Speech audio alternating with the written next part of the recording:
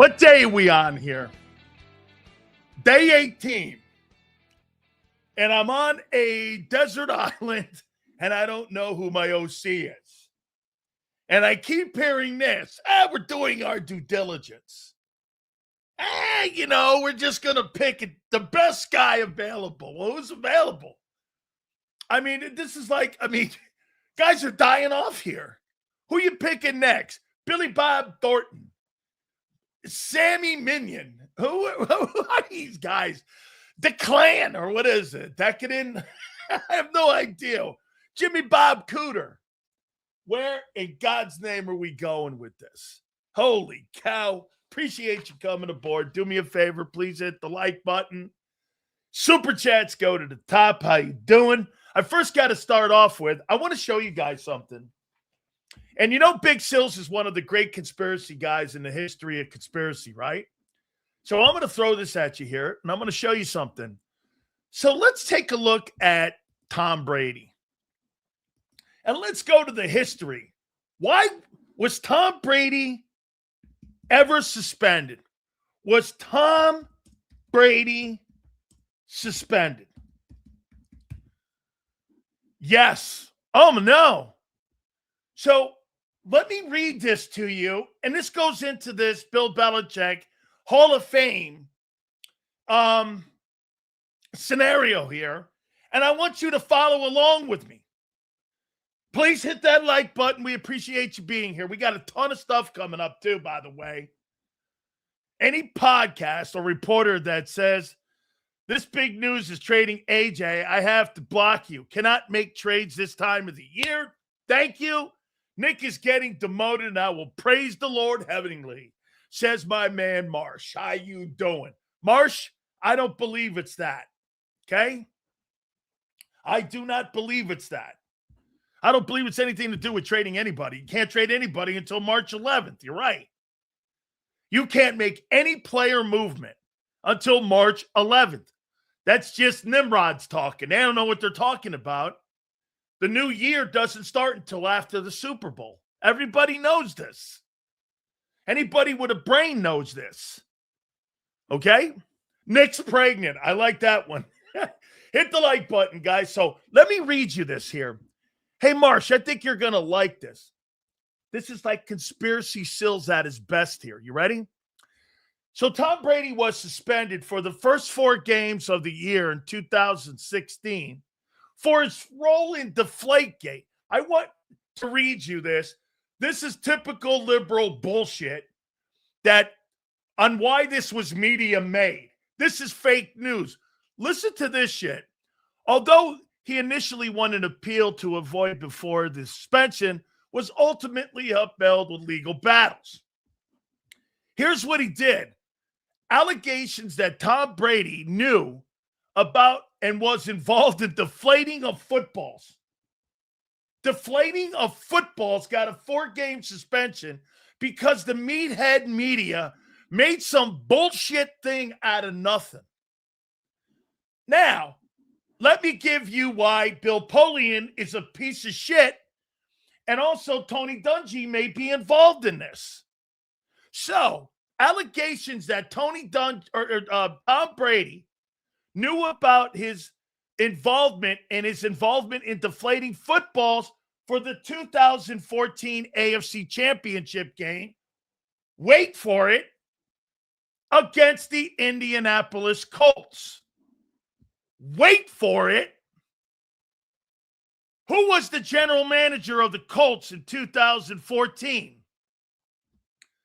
That would be Bill Polian. Wait for it. Who was the head coach of the 2014 Indianapolis Colts? Tony Dungy. Wait for it. Who is on the voting committee for induction into the Pro Football Hall of Fame? Tony Dungy and Bill Polian. How do you not recluse yourself from that situation when you got basically a Woody for those two guys in Brady and Belichick, when you know that you have an ass for the fact that you think they cheated deflating footballs, and yet you're on the committee on selecting who goes into the Pro Football Hall of Fame? That sounds like a conflict, doesn't it? That sounds like a conflict. So wait, these two guys have complained for the last decade plus about Belichick and the Patriots cheating, whether it's formations, whether it's Spygate, whether it's this or that bullshit. Those two guys are on the selection committee. How's that possible? How in your right mind do you think those two guys voted for Bill Belichick on being a first ballot Hall of Famer when they had a Woody for the coach and the quarterback? How's that possible? They're on the committee on selecting the Hall of Famers. Tony Dungy and Bill Polian, I heard, stood up in that meeting and were against Bill Belichick being a first ballot Hall of Famer. Those two men stood up in that room and was against Belichick. If you think Bill's an asshole, he's chasing skirts, that is irrelevant. There is not a morals clause in the selection of the Hall of Fame. You are there for one thing. What did you do as an NFL coach? And at the end of it, can you repeat the history of the league without using the name Belichick? You can't. So whatever it is, by the way, Bill Belichick won this. This is another example of meathead voters, like they do in baseball, by keeping Barry Bonds out, Roger Clemens out. This is another example. They think they're mightier than thou. I mean, they think their vote is caretakers of some sort of sport. You kidding? You're right. I mean, Tony Dungy and Bill Polian. And Bill Polian's the biggest liar going. He is such an asshole. Everyone knows it. This is a guy that came out on ESPN and started telling people he had a first grade rating on Tom Brady when not one person on the planet thought he was draftable. This guy's been a liar his entire time. He is not a credible guy, and he has a gold jacket. And by the way, you know why people who hate Bill Belichick are defending him? You made him into a martyr. I never thought I'd be saying this. People made Bill Belichick into a martyr because of, guess what? Your pettiness. 334 victories, 6 Super Bowls, 8 in total. Coached the 2 greatest players in football history in Brady and Lawrence Taylor. There's 2 camps that you're in here. You ready? There's 2 camps. You either are jealous or you're an asshole. Pick one. Or you're both. I mean, you're either an asshole or you're jealous. Now, how does this affect Brady? Under these new guidelines, according to some of these voters, Tom Brady's not a first ballot Hall of Famer. I mean, Bill Belichick was never suspended. Brady was. For conduct detrimental to the league. How about that? This guy was suspended for the same shit T.O. was. Conduct detrimental. But this one's different. This was conduct detrimental to the league. T.O. got suspended because he talked crap on the Eagles. Wow. The Eagles didn't like harsh language. Go figure. That's a Bob Lang special right there, baby. Can't talk bad about a football team or they'll sit your ass down. We hated Bill and the Pats because how good they were. Right. I get it. It's classic. I mean, I don't know what else to say about it. You can't say anymore. The 72 hours has been hilarious. It's been hilarious. And hey, by the way, I agree. Some of the voting is wild. Hey, for the record, we're going to get Mike Hill on from Fox Sports. You know Mike Hill from Fox Sports, one of our dear friends. He is one of the hosts, that goes around when they go from game to game. Mike was at ESPN a long time ago. Dear friend of ours, he'll join us. I think this is his second appearance. Xander thinks it's his first appearance. So we'll have him at 3:30, and Big Z will join us. That'll be at 4:30. Hit the like button. This has been classic. This has been great to cover. By the way, this is a great lesson in pettiness. Why don't you like Bill Belichick? Why? Because he won? Or because he pushed the rules? Are you under the impression? Here's something that I told kids earlier today on my radio show in Tampa. Ready? We used to spray stuff on our jerseys. And we would spray stuff on our jerseys. It's silicone. And we would have the two-way tape. And our equipment guys would spray. And they would spray our jerseys. And then they would put those pads on us.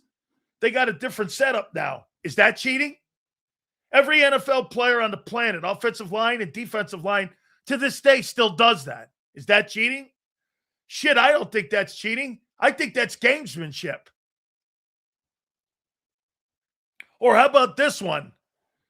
Trying to steal signs and trying to steal snap counts. You know what you do? You go out. Back in the day, you were allowed to do this.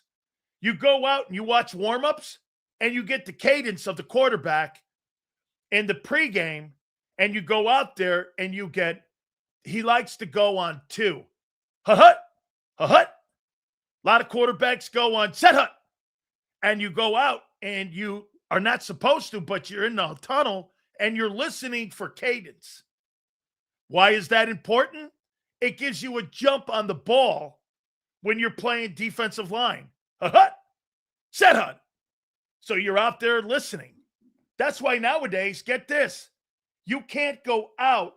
NFL officials are in the tunnels now, and opposing teams can't go out on that side of the field during an opposing team when they come into town and they're a road team. You can't have personnel over there. Belichick used to send his kid and the cheerleaders over when the opposing teams were at Gillette. Can't do that anymore. Belichick was trying to get an advantage on trying to get the snap count. Is that cheating? I think that's gamesmanship. That's called trying to get an edge. Sills, what's Jason Cole's take? I couldn't get him today, guys.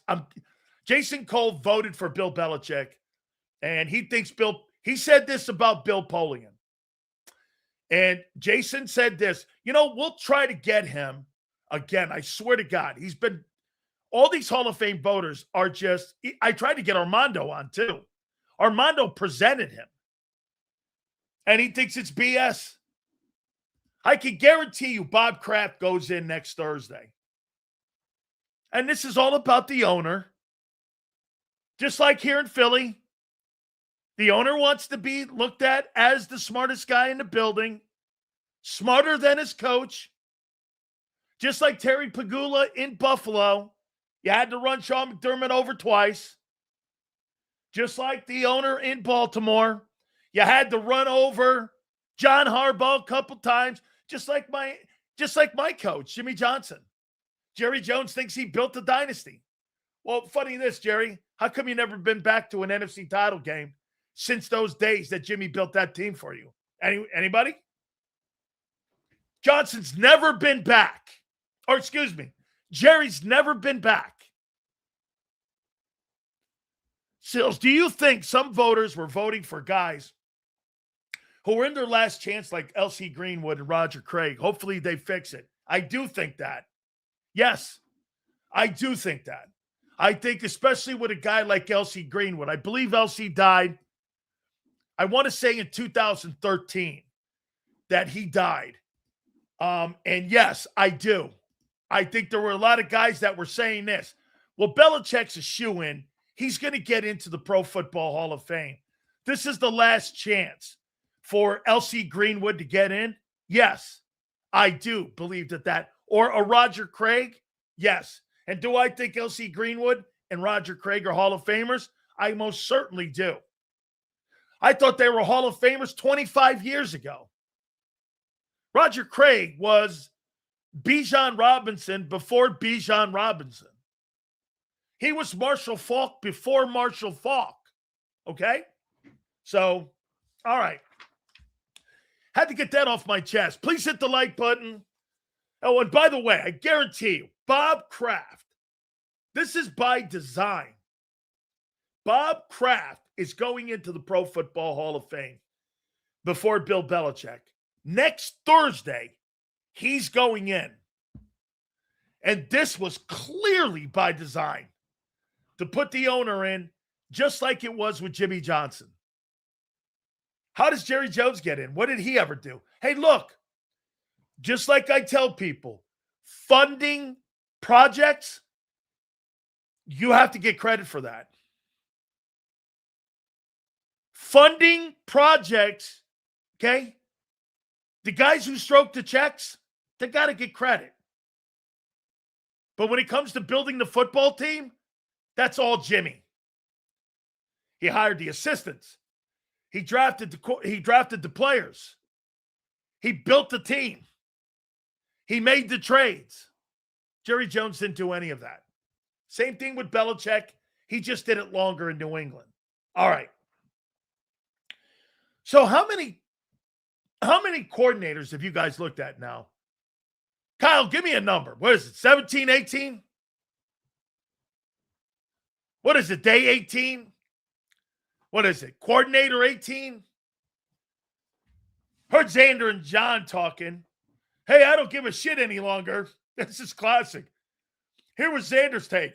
Hey, I don't give a shit any longer if the guy has no experience or not. Just get a guy who's good. I don't care. And you know what? Right now, you're in that position. Just get a dude.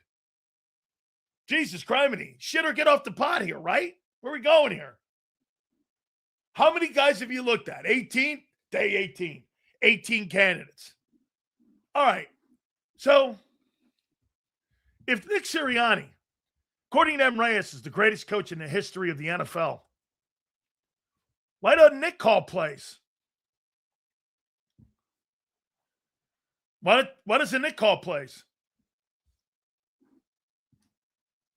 Why? It's Nick's offense, he says. Why doesn't Nick call plays?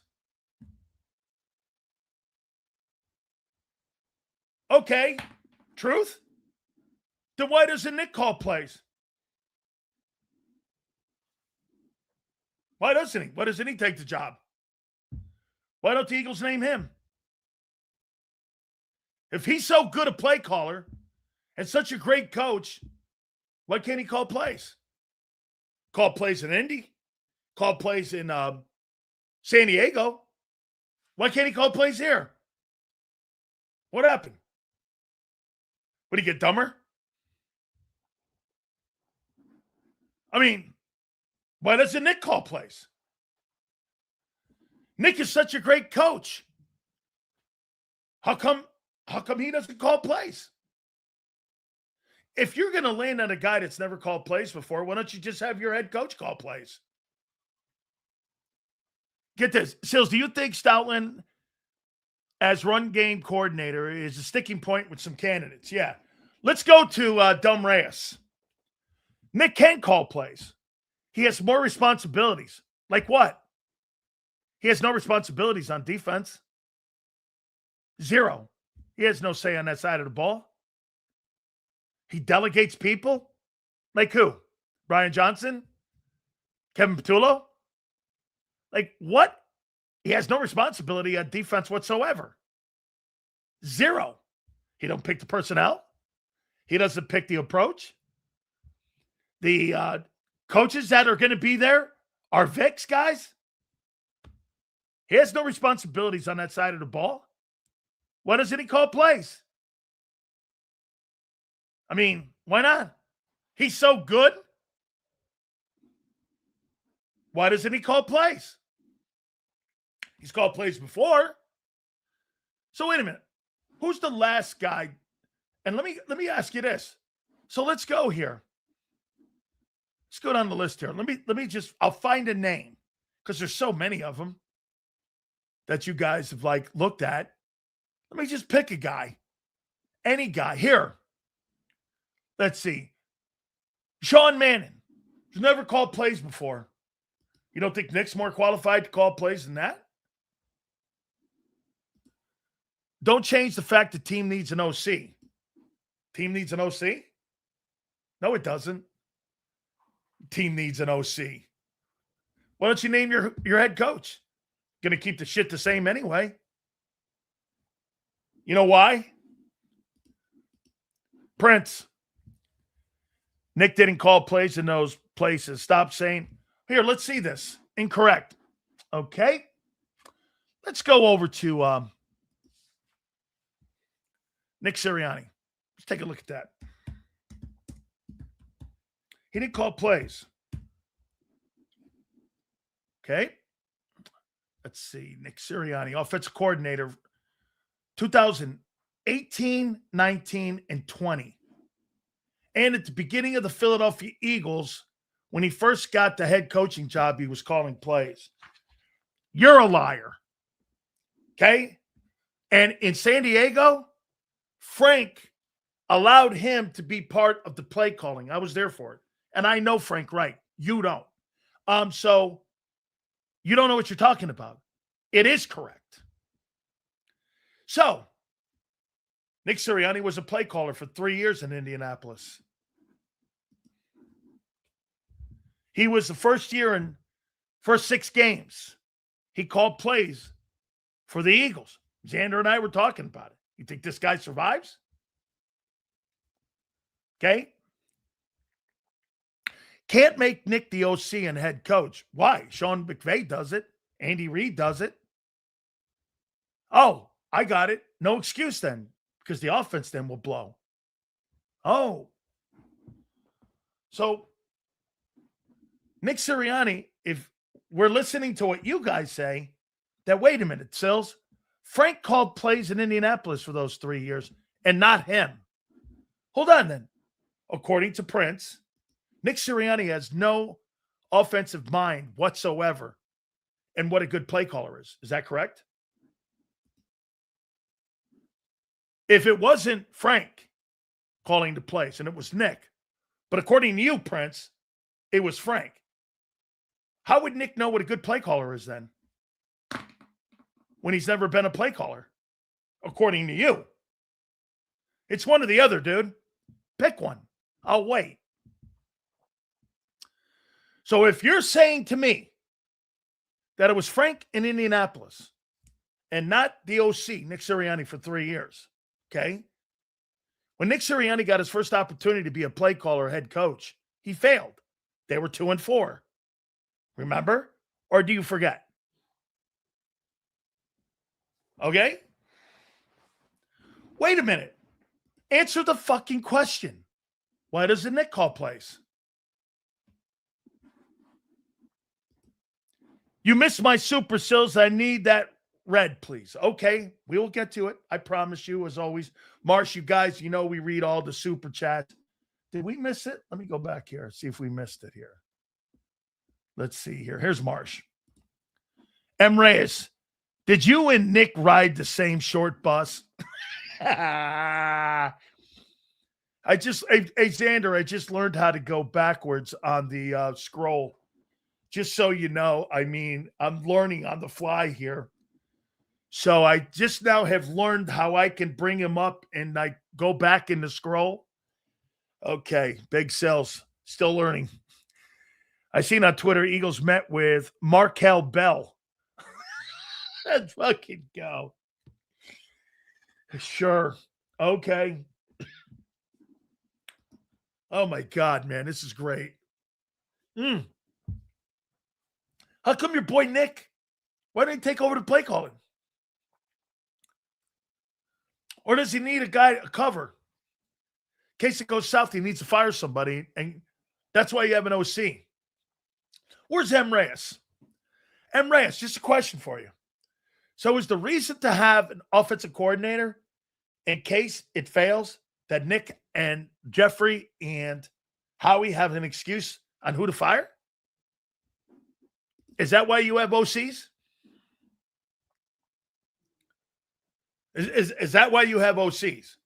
Because the head coach has never been asked, but the first time when he came here, to be a play caller. How come he doesn't take over? He's such a savant. You guys call him a great coach. How come he can't take over the play calling? And we can find out what kind of guy this is. Maybe he is maybe he is a great play caller. Like McVay and Kyle with their OCs. They don't call the plays, but just have them learn like how Frank did with Sirianni. He can't call plays. Okay? Every team has an OC. Every team doesn't have a head coach that calls plays. You could be named, in theory, OC.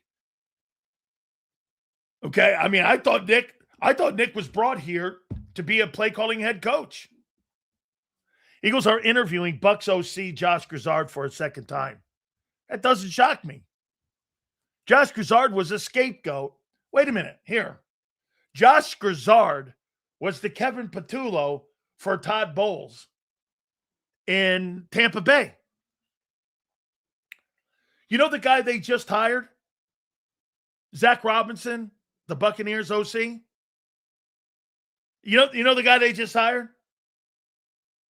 That guy they just hired has a better offense than Zach Robinson, Josh Grizzard, did last year. So the new coordinator in Tampa, Zach Robinson, had the same offense that Grizzard had the year earlier. But they fired him, and now they think there's some sort of wild update or upgrade here. He isn't a good play caller, Sills. He was demoted everywhere he went. He was horrible in his first year with us. He is terrible. He was terrible. He's not a good play caller. That's why the Eagles, hey, Marsh, you know what I'm doing here. I mean, get this. They're looking for all these guys with no experience and all this bullshit. And get this. They got a guy in the building who's the head coach who's supposed to be an offensive-minded guy with Frank Reich and them, but they wouldn't even want to go to him. How come they don't interview him for play calling? Isn't that wild? Here's a new one. Watch this. I'll be trying to do some bullshit before I even read this. Sills, any input, okay, on the ongoing paternity lawsuit between Marsh and Caitlyn Jenner? What? What do you think? I'm Diddy? I know bullshit like that, Marsh. That's for weirdos like you that sit around and do that. Actually, pretty funny, though. I won't. Hey, I'll give you a little bit. That's probably one of your best pieces of work there, Reyes. Not bad. Chills, they got to hire someone quick. They have fans crashing out. You egging it on. Just hire Cooter. Yeah. Okay. What's the weak take? How come your head coach sucks as a play caller? I mean, what?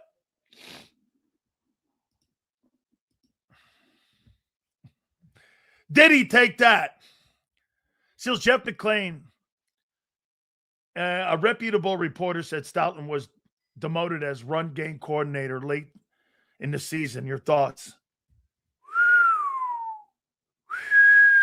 No, he didn't. Jeff McClain didn't report that. No way. No way. I want verification on that.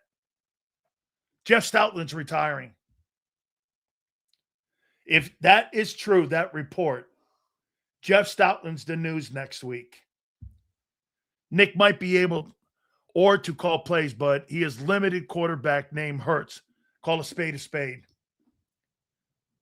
Holy shit. Jeff Stoutland was demoted as run game coordinator. He's retiring. He's retiring, or they're firing him, or he's stepping down like Jeff Schwartz. Or like Jim Schwartz.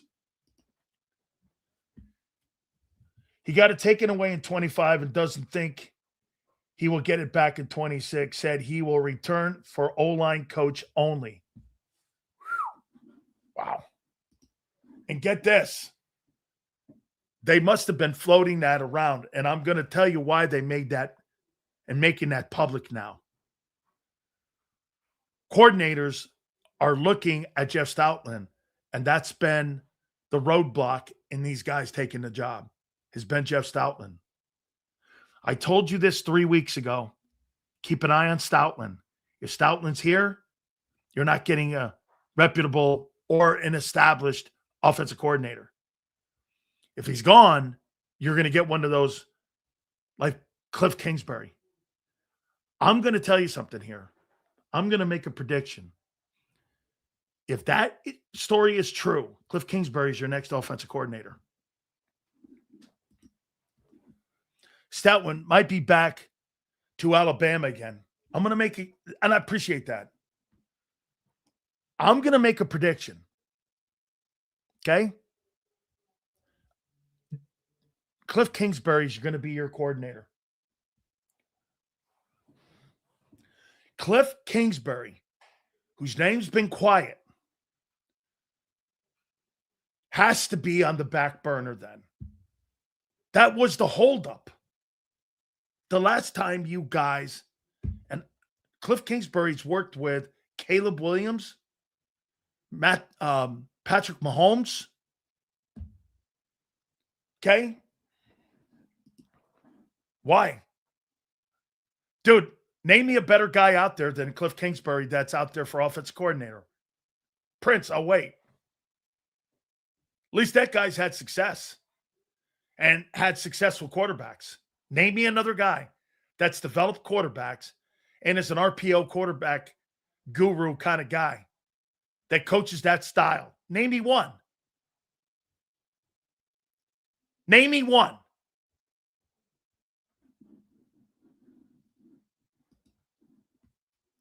We give Kliff Nick is out because you would have to make him assistant head coach. No, he's no longer hired by Baltimore. You think the Eagles will give the keys to Kliff? If you're not firing, but demoting Jeff Stoutland, yes. And it will be a collaborative effort. And that'll be a great hire. That'll be a great hire. If Jeff McClain said that Jeff Stoutland had that part of his job description taken from him late 2025, Kliff Kingsbury makes complete sense now. I love it. Nick's replacement. It just makes, listen, I'm not firing Jeff Stoutland for anybody. But if you're taking the run responsibilities away from him and he will have to take direction from a new coordinator, let me ask you this. You would hire a guy? Let's put the tea leaves together here. So if Jeff Stoutland really is not the run game coordinator any longer, and it doesn't seem he's getting it back in 26, you would give the keys to the offense to a guy that's never in a million years called one run play, let alone a pass play, and have Jeff Stoutland take orders from that guy? Make that make sense. Or would you hand the keys over to somebody that has handled experienced quarterbacks, that has handled run games? I mean, do me a favor, Kyle. In the year that the Arizona Cardinals won 11 ball games, can you tell me what Kliff Kingsbury's offenses were ranked passing and rushing? I'd like to know what he did. I mean, not very many people are going to be successful in Arizona. You got the Bidwells, one of the worst ownership groups of all time. This makes sense now. And by the way, Jeff McClain getting that, Bob Lang and his PR department leaked that. They're going to switch back now. And with the 3-year contract that was on the table for Kliff Kingsbury before the roadblock got in the way was Jeff Stoutland. Jeff Stoutland was the roadblock for that deal getting done. They wanted Kingsbury 2 years ago instead of Kellen Moore. The plot thickens. Okay? The plot thickens. Kliff Kingsbury with Jalen Hurts? Shit, yeah. All day. That's a style. That's a style of OC that would be perfect for Nick and for the quarterback and for the receiver. Sills, if any of these guys are Kliff's guys we interviewed, oh boy, I love this. It's funny, the offensive coordinator or the offensive coach that got hired in Detroit was, I think on the Kingsbury staff. I'm not sure. Hey, Kyle, do me a favor, Kyle. You're my boy. I want to know what the offenses were ranked the year that the Cardinals won 11 games. What was the passing? What was the total offense? And most importantly, what was the rushing number on where they were ranked? Then you're going to get a sense, and we're going to start plugging this in. Okay? Jeff McClain,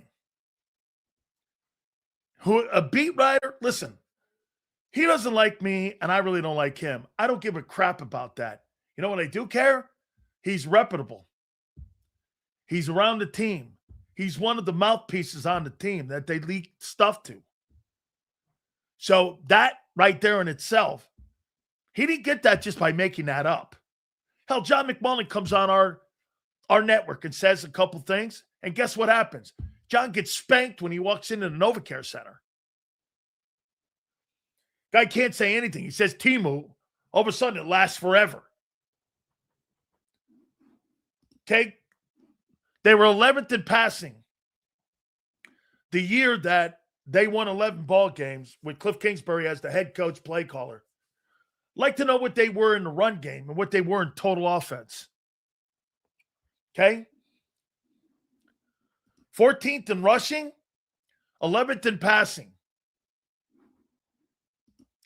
10th in rushing, 10th in passing. There's your guy. There's your guy. That's my boy Kyle. 10th in rushing, 10th in passing.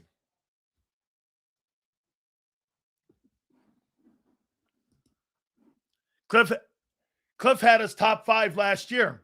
Great call. Let's take a look at that. Let's take a look at this here, what the Washington Commanders were a year ago with an absolutely pathetic offense and an absolutely pathetic year that they had. So let's take a look at what he did on a bad football team. Kliff Kingsbury, offensive rankings. Let's take a look at this. Commanders. They were 22nd in total offense. Quarterback was injured. Not a shocker. They were 24th. Actually, they had no Jaden Daniels, and they had a cascade of quarterbacks, and they still almost had a better passing attack than you did. Rushing, Commanders were 4th. They were 4th in rushing. They were 4th in red zone. They were 21st in third down. They were better than the Eagles. They had a better year offensively than the Philadelphia Eagles did a year ago. With no Jaden Daniels. What are you thinking about? Matt Nagy. I'm not down on Matt Nagy. Matt Nagy. Who was Kliff's run game coordinators recently? Who was the run game coordinator in Washington last year? I know this, who the pass game coordinator is and who he was. It was Brian Johnson. Brian Johnson be brought back to Philly as your pass game coordinator? Would the Eagles do that if Kliff wanted him? How you doing? This is getting good. This is getting great, actually. Anthony Lynn. Man, do I love that coach. Anthony Lynn, the former head football coach of the Chargers. And he was out there in, let me see, who did he work for? Who was the coach?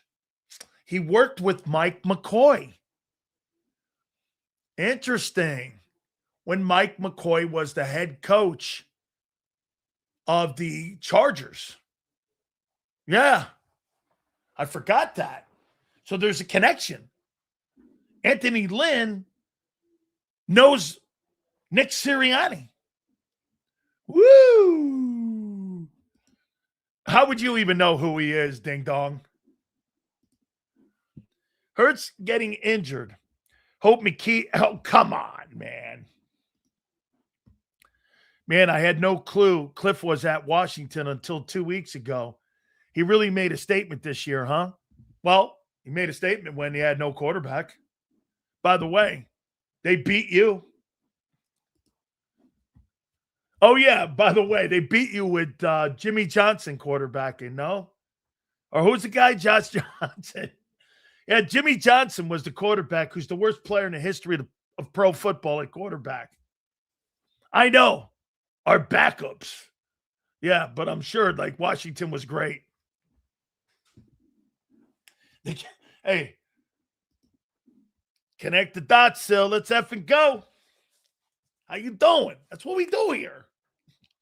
Connect dots. How you doing? I got to see this Jeff McClain, man. I don't believe this. Here it is. Okay. Oh, that's Billy Bob, Jim Bob Cooter going in for his second, whatever, powwow, Zoom. Who knows? Okay. Jalen Hurts roller coaster lost. Kevin Patullo. How will the next ride fare? I don't care about that. Let me see here. Jim Bob, Billy Bob, Joe Cobb, Cooter. I don't really care here. Let's see here. Oh, my latest Uncovering the Birds brings up to speed on Eagles OC search. Nick Sirianni, Jalen Hurts as a center figure, and Jeff Stoutland's future. Huh? Jeff Stoutland's future? Okay. Jeff Stoutland's future. I love it. Connect them dots. Yes, sir. Kliff Kingsbury makes complete sense. You demoted Stoutland, the guy that stopped the hiring of Kliff Kingsbury. He's worked with Patrick Mahomes. Who else has he worked with? Jaden Daniels. He's worked with Jaden Daniels, who won the Rookie of the Year award. He worked with Caleb Williams, who won the Heisman Trophy at USC the year he was the OC. And was the head coach of Patrick Mahomes at Texas Tech. Oh, you're right. Probably sucks, right? Well, Sills, he sucked as a head coach. We're not hiring him as a head. Oh, and Kyler Murray. Got Kyler Murray a $48 million deal. Who are you going to hire? This guy's got the resume. Here, let me Google that here.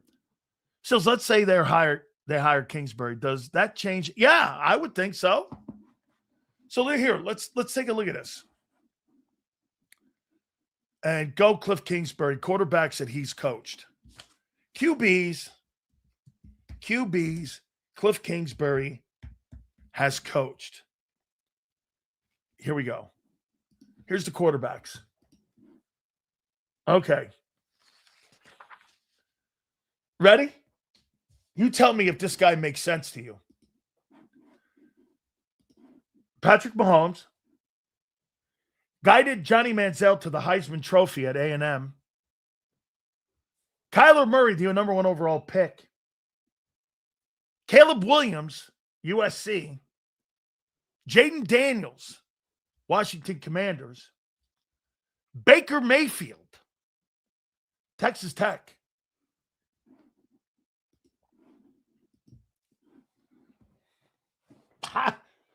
And you want, what's his name? Filet Mignon? Sean Filet Mignon? Is that the guy? Mike Hill will join us at 3:30. Nick being told to shut up and Kliff and his guys coming in. It's a gift from God. Hallelujah. This means AJ is definitely out here. No, I don't believe that he's out of here. Yeah, but by the way, look at those names. Look at those names. Mahomes, Murray, Manziel. Get this, Case Keenum. Houston Cougars. Keenum was a quality control coach and later offensive coordinator and quarterbacks coach during Keenum's record-setting career year that broke every NCAA record when it came to passing yards and touchdowns. Was elevated to pass game coordinator at Houston. This guy broke all the records in the history of college football when he was in charge of the offense at Houston. Then he had Manziel. As offensive coordinator and quarterbacks coach, Kingsbury helped Manziel win the Heisman Trophy, the Manning Award, and making him the first freshman ever to win the Heisman. Mahomes. Kingsbury recruited, coached Mahomes for 3 seasons, where Mahomes led the FBS in passing, developed into a dual threat skills, and made him a multiple Super Bowl MVP. Jaden Daniels, rookie season, rookie of the year for the Washington Commanders. Like, who are you hiring again? Filet mignon. Okay. Do you think we demoted Stoutland to pave the way for Kliff? Think about it. He was about to sign with us in 24. I think it is big, Sills. Hey, no, what I'm saying is this makes sense. That Kliff Kingsbury would take that job now. Hey, by the way, can I tell you kind of like, to me, I would love these 2 hires for the Eagles. Why do I want to put Sean McDermott on the defensive staff? And why would I not want to put Kliff Kingsbury on my offensive staff? I think that makes him better, no? So as I said Kliff yesterday, and you shit on me, but he's worked with a lot of similar dual threat quarterbacks. He runs RPOs in Washington and has a great run game. I think it's great, not good. Bearded Willie. I didn't think that he would fit in because I didn't know the future of Jeff Stoutland was in line. Now, is that a compromise? Hey, guess what? Stoutland's no longer in charge of the run game. You know what's funny? Nobody knew anything about that Jeff Stoutland wasn't in charge of the run game. Well, who was? You put a first-year play caller in charge of your run game too? What were the Eagles thinking last year? Who made that decision? So you put on Kevin Patullo's plate last year, you took the run game coordinating duties away from Jeff Stoutland with a football team that had injuries in the O-line, and you gave him to Kevin Patullo? Or who? Make that make sense. It's not true. I think they just did this. You really think Jeff Stoutland lost his run game coordinator responsibilities when? November? October?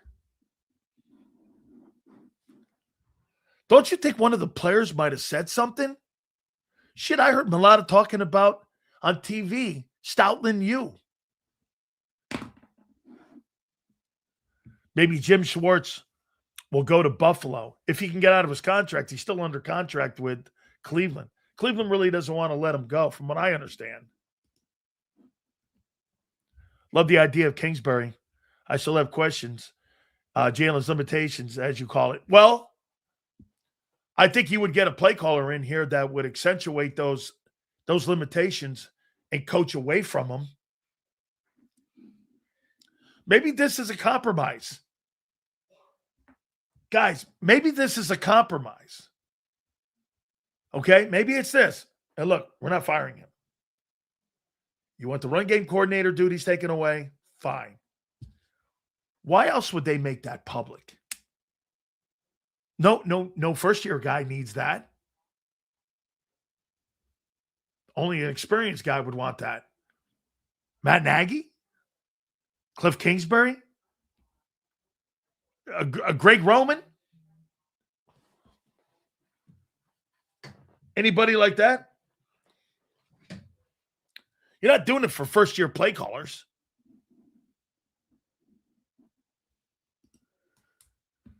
Sills, in December, check out Undercovering the Birds, McLean's podcast. I will. That's Get Me My Coffee job. I haven't seen any real connection with the Eagles and Kliff yet. That doesn't mean that that's not behind the scenes. What do you mean you don't see? 2 years ago, they tried hiring him. They got to the last stages of a 3-year contract. What do you mean, any connections? You must have missed that. Or you're listening to some BS conversation going on in Philly. Because we told you there was a 3-year deal on the table, and it came down to Stoutland. This offseason. Okay, fair enough. Fair enough, my friend. Big Sills, I'm calling it now, bro. Kliff is going to be our OC. Demoting Stout was the best, was set the way for Kliff, has been under the radar. Am I crazy? Listen, right now, I'm trying to look at what that Jeff McLean report is. Jeff Stoutland is no longer in charge of the offensive running game. That's a big deal. Cooter's now talking to the Giants. Dude, why wouldn't Cooter be talking to the Giants? He's a run coordinator that deals with RPO guys. What's Jackson Dart? Jackson Dart. I'll tell you this. I'd like to see Kliff Kingsbury with Jackson Dart also. That might look good in New York. I'd like to remember something too. Kliff Kingsbury. Here, watch this. I'll give you guys. What was Kliff Kingsbury's contract? Kingsbury's Cardinal contract. Okay? He signed a 5-year contract in 2023. 5-year contract. Then he got a 5-year contract, and then he signed it in 22. So right now, currently, the deal, which will fully guaranteed, estimated at roughly $7.5 million annually. Do you understand? That contract runs through 27. You know why you don't hear his name? He's making $7.5 million from the Cardinals. Why would he take a $3 million OC job unless it wasn't perfect? That's why you don't hear his name. He's still got money coming from the Cardinals. He signed a 5-year contract in 22 with the Arizona Cardinals. So when you guys are going, Kliff Kingsbury, no noise for him. Well, he's still being paid by Arizona. $7.5 million. Okay? Right here. Here's the details of the contract. In March of 22, Kingsbury signed an extension running through the 2027 season. He's got this year and next year. This year and next year. This dude's got $16 million coming to him. Why would he take a job like the Titans OC gig? For what? This guy's sitting back in his mansion going, I'll pick the best available job going. I'm really surprised. I hear people doing this. It's because you don't really know the contract that he had with the Bidwills. 5 years he signed in 22. He's still got 2 years remaining. This guy's got $15 million coming to him. Hey, I'm going to take some shitty OC job somewhere for $2.5 million. Go there and wreck my name, and I have no say over the offense. Bullshit. I'll sit in my house and make $7.5 million, and I'll wait for you to come to me. He's got 2 more years of this. Do you know when you hire him, you've got to do it's offset money. So, like, if you hire him, the $7.5 million, say you hire him for $3 million in Philly, right? Well, that means Arizona then is like $3.5 million out of their paying him because the respected NFL team, like the Commanders, were paying him. So it helps the Cardinals in a way. Kliff gets paid $7.5 whether he works or not. It's just by how you want to slice it up. Yeah, well, I mean, look, if you had $8 million coming in, would you take just any gig? Would you take a shitty quarterback gig? No. And when he left the Commanders, okay, but there's no big deal off him. That just means Arizona's got to pay him more. Only offsets if he gets, what? That's probably true too. I didn't think about that, Tommy. Okay, I don't know that. I thought if he got hired by an organization, I thought it was offset money. That's a good point. I can't answer that one. I don't know if he had to get. So you're telling me he made $13 million last year with the Commanders? He made more money than the head coach, Dan Quinn? Wow. No wonder they want to get him out of there then. Because you're talking about $3.5 million, you're making $7.5 from Arizona. That's $11 million. Kliff Kingsbury's making a killing. Yeah, I mean, why hasn't Kliff been brought in? How come nobody's talking to him? Because it's expensive. He's not just going to take a gig. That's what I'm saying. He's in no rush. If we hire him, it's because it's on his terms. He wants the perfect situation where he makes the calls. Hence, Stout demoted. Right. Think of that.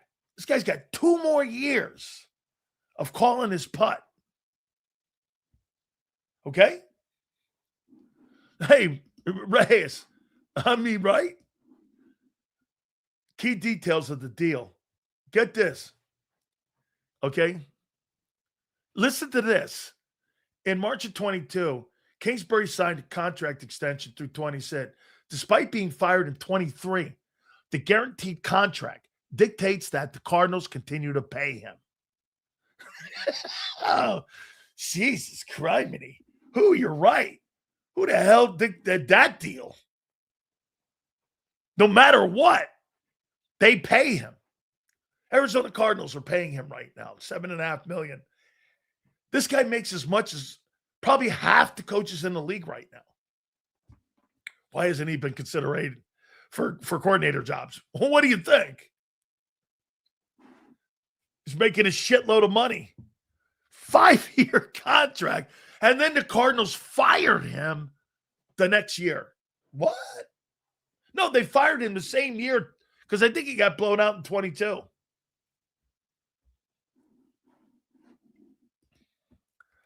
So if we lose Vic, I think Vic, this is Vic's last stop. It's wild, isn't it? I heard John McMullen making that comment. Hey, how come Kingsbury hasn't been really? Well, because the money's making.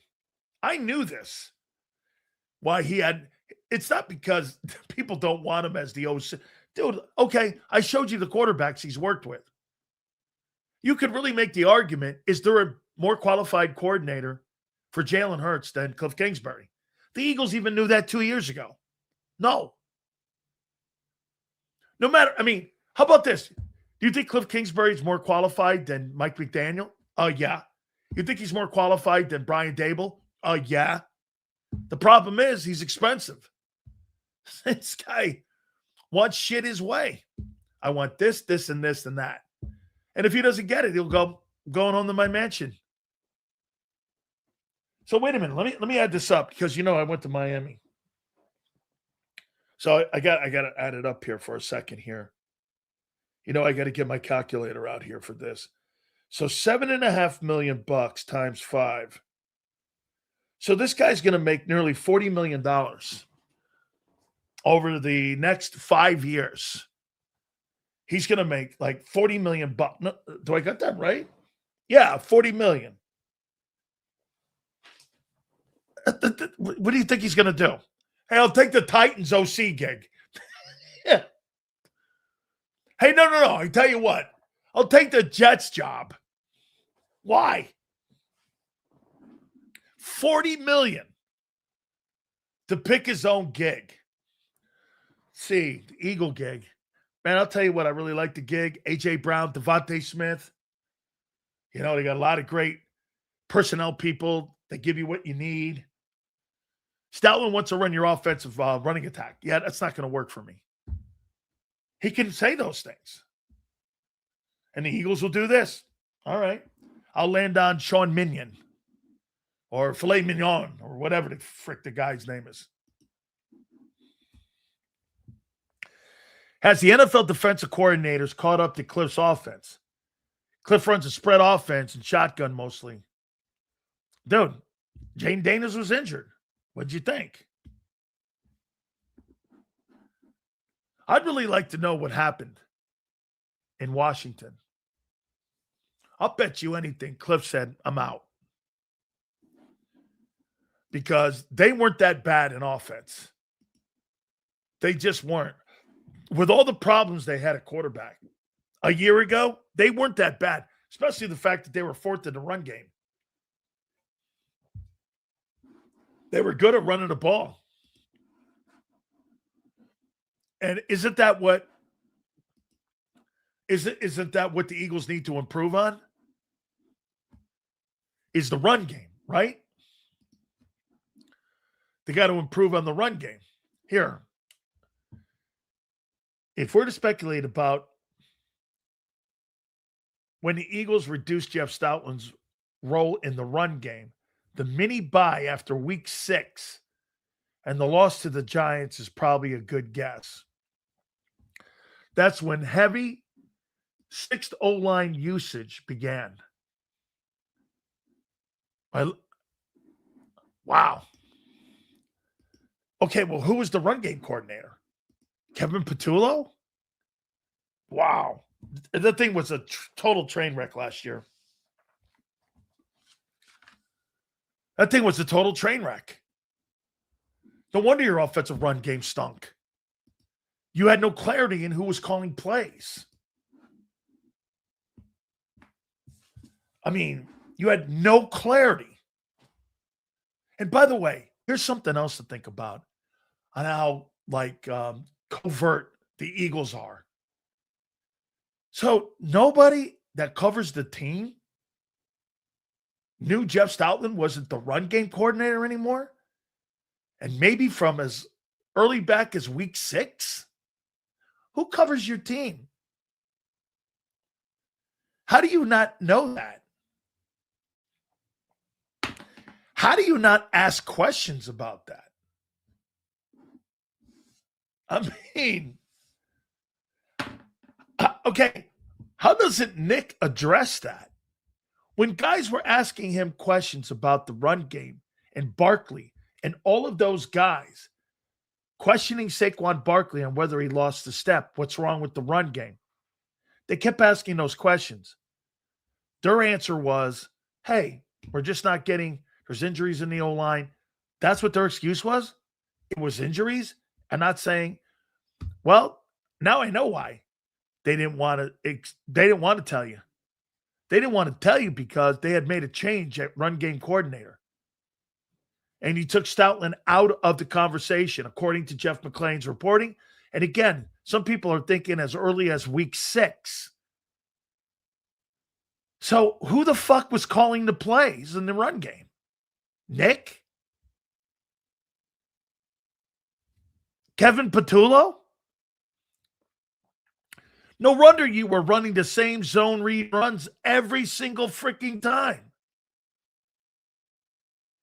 It was like a high school offense. Well, that leads me to believe Kevin Patullo was calling the run plays then. That's why everybody kept. Hey, Xander, how many times did I ask you? You think there's something wrong with Barkley? I said it every week to him for 17 weeks. Hey, man, I'll ask you one more time. You think there's something wrong with Barkley? I knew there was something up with the run game the entire year. You guys were laying it on injuries. They demoted Stoutland. The question is when? It's another self-sabotage.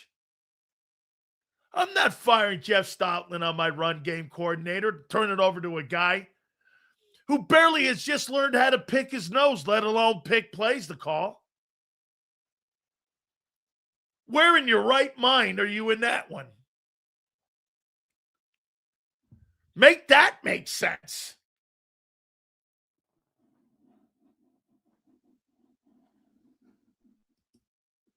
Make that make sense. So your run game had injuries in the O-line. You thought it was in the best interest, according to Jeff McClain, to demote Jeff Stoutland? And you couldn't get any continuity going in the run game? Shit. The plot thickens. Who's making these decisions? Nick?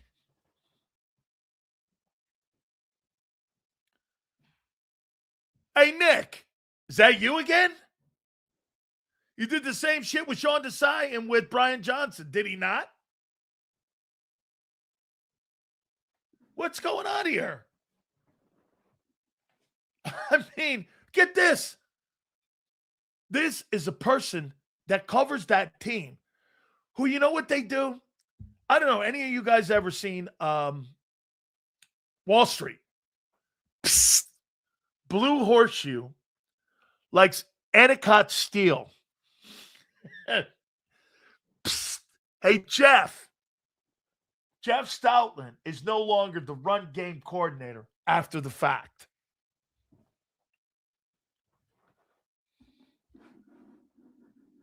And guess what? Nobody asked the question. How, you know, I mean, so when people were talking to, no, you know what? I remember someone asking, are you on the same page with Jeff Stoutland? And I remember Kevin Patullo going, yes.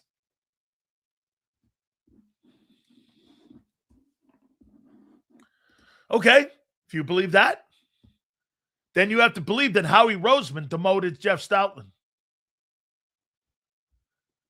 So Rasputin, I like this guy's thing here. They're like, okay, kid. Hey, then you believe that Howie demoted Jeff Stoutland too. All right. I don't think you're off base thinking that. Seals, Nick and Patullo can be moved to the cheerleading squad instead of firing them. The plot thickens. This is why I got big cells. Take a little bit of this. Pour it here. Take a little bit of this. Take a little bit of this. Spin it around. There you go. And you got it rocking here. Let's go. Last couple of days, I need a good whiskey shot. Oh, yeah. How you doing? Yeah.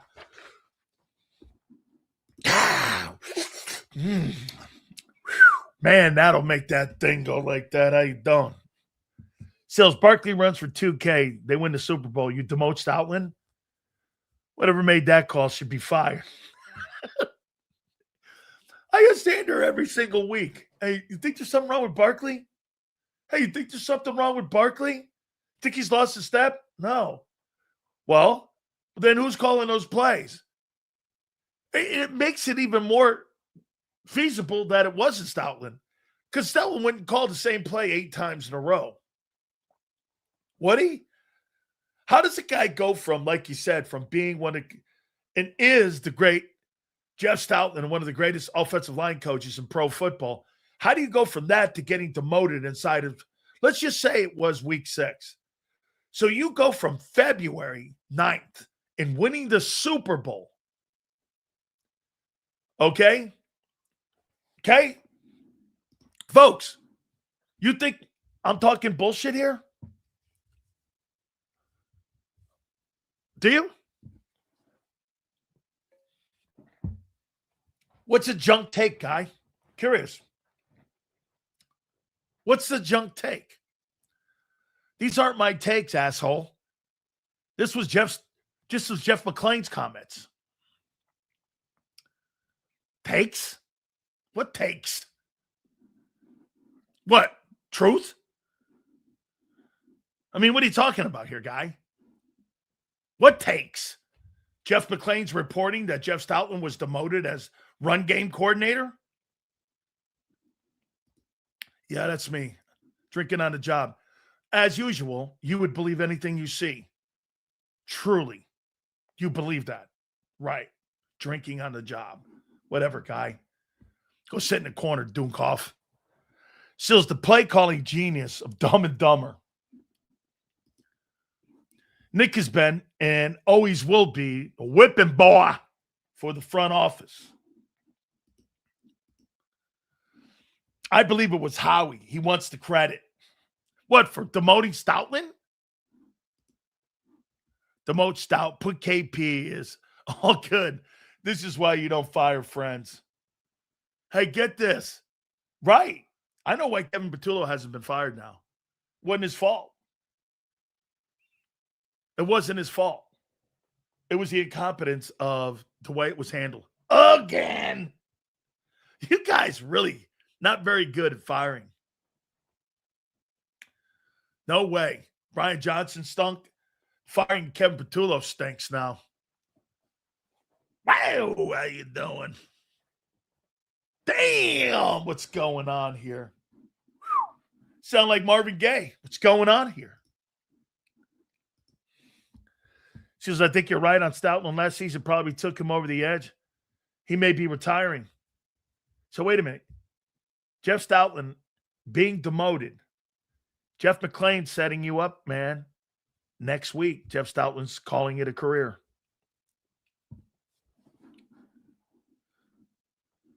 Let's see here. Here. I like this guy here. Watch this. Hey, I know why you do it, and it's okay. You know, I had a little kid one time who used to try to get my attention. She would do all kinds of crazy things to get my attention, and she would be really excited when I acknowledged her. So, honey, congratulations. You can now write down on January 29th, Big Bad Sills. He recognized me because I called one of his favorite friends an asshole. Yeah, this guy's got to be. Congratulations. Tell me this guy doesn't have a blow-up doll. Bring on Kliff. How you doing? Damn. This is fun. You know, I've never, you know what? Sitting around talking about the Philadelphia Eagles has easily been one of my favorite things to do. It really has. Mike Hill's going to join us from Fox Sports at the bottom of the hour. I'm going to ask his opinion on Jalen Hurts. He works on the NFL on Fox, also Major League Baseball. You see Mike Hill all the time on Fox. I think he's going to a golf tournament too, so we may be getting him as he's going to be in a car, I think he told me. So we're going to talk with him. Big Z will join us. That'll be at 4:30. If Kliff comes in, I think they fire Sirianni. No way. Fire Sirianni. Stop with that. Nobody's firing Sirianni. For what?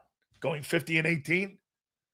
Let me say this to you. If they fire Nick Sirianni next week and hire Sean McDermott or Kliff Kingsbury or somebody like that, holy cow. Hey, you want numbers? I got them for you. Yeah. Holy cow. Hey, dear football gods, please be that. Please be that. This is all speculation. I need facts. Wait a second. Where do you think Jeff McClain got? So you guys have to understand about media.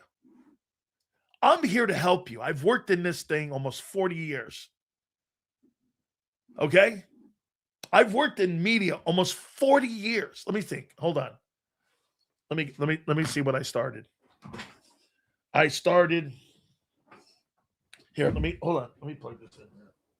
I started in 1994, I believe. So 1994 minus 2026. 32 years. I've been in media for 32 years. Okay? No, 94. Actually, you're right. You're right, Hilton. 35 years because I forgot I started in Vegas in 92.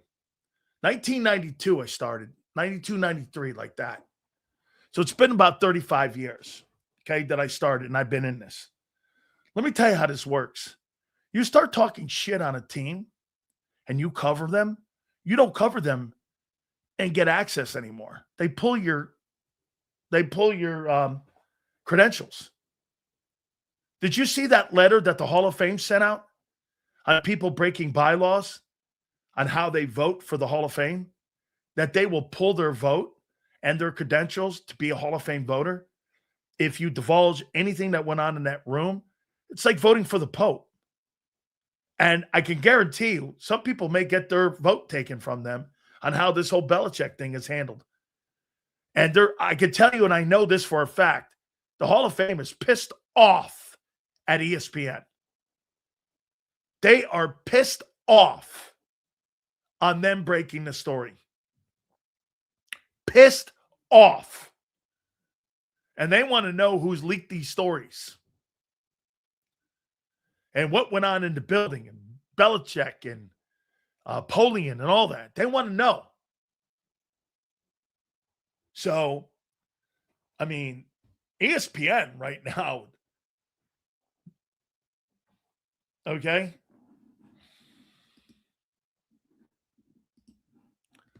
You get your...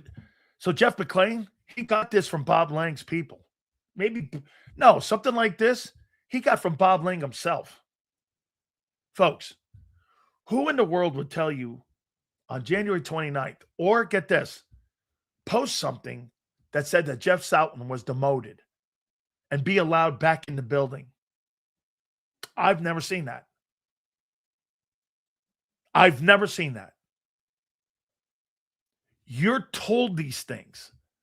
I guarantee you that's what Adam Schefter was referencing. Jeff Stoutland is retiring or stepping down as the O-line coach to make way. This is my speculation for Kliff Kingsbury to be the new OC. And it'd be a fabulous hire. It'd be a great hire. It'd be a tremendous hire for Jalen Hurts. I'm trying to think. Let me take a look at Kliff Kingsbury's history. If there was ever anything like a step over in any way with the coaches. Let me take a look at his history here. He's 46 years old. So he was listen to this resume. In Houston in 2020 and 2008, he was a quality control coach with the Texans. Then he was the offensive coordinator for the Houston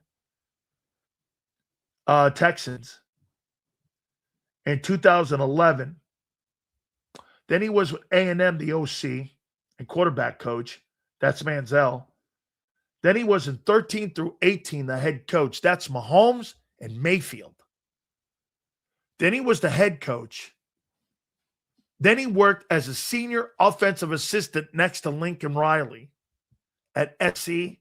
And Washington, he's the offensive coordinator. There's not a coach, okay? There's not a coach that you've interviewed or that actually was available that has a better resume than that. Not one. So if the Eagles do their due diligence and land on that guy after all these guys have been hired, it's a pretty damn good move. I could see Nick and Kliff dynamic working their personalities, complementing each other. Kliff honestly seems like a chill dude. I think it's a perfect match. Well, again, remember, they had a contract on the table. This came down to Stoutland getting in the way. Jalen hasn't run at the rate that Jaden and Murray did under Kingsbury in 2 years.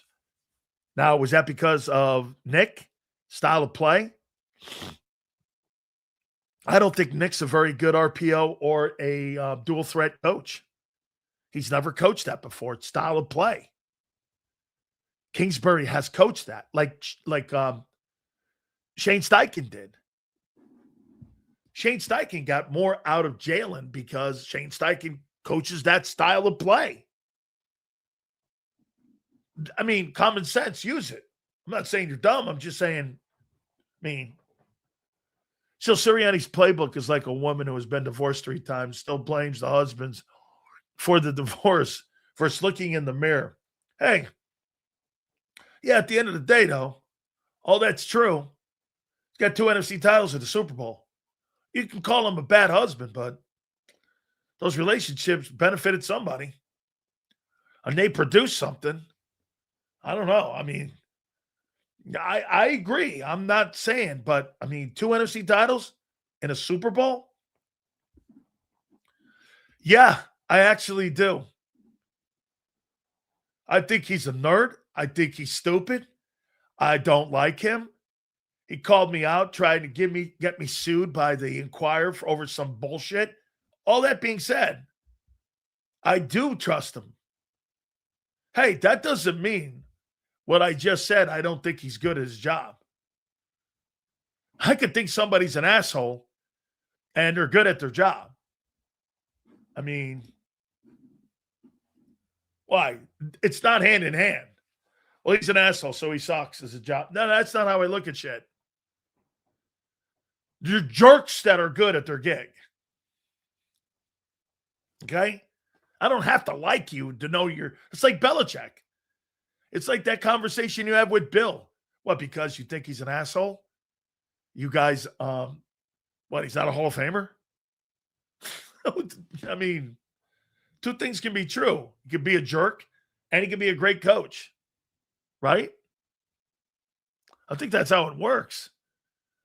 You don't indict everybody for one thing, do you? I hate folks like that. Well, he supports Trump, so he's an asshole. Well, that doesn't really mean that, but okay. I know you're narrow-minded. If Kliff does good, he leaves, we're screwed either way. Look, I think it'd be a great hire. Hope it's true, Sills. Would be awesome. Well, I'll tell you this. Why in the world would Jeff McClain put that out there that Jeff Stoutland was demoted? Why would he put that out there? Knowing full well one of the reasons that Kliff Kingsbury didn't take the job. And by the way, did I not point out to you and show you? Did I not show you the reason why the guy's not being interviewed? He's making $7.5 million. Hey, Xander, could you please send Mike the link again? He says right now you can't find it for some reason.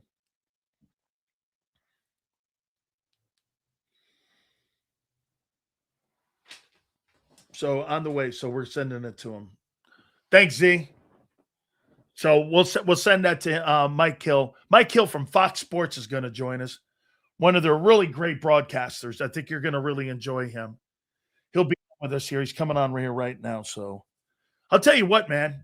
This really here, and I know he's got to play some golf here. We'll get back to this here in a second, but this Belichick story has been wild these 72 hours.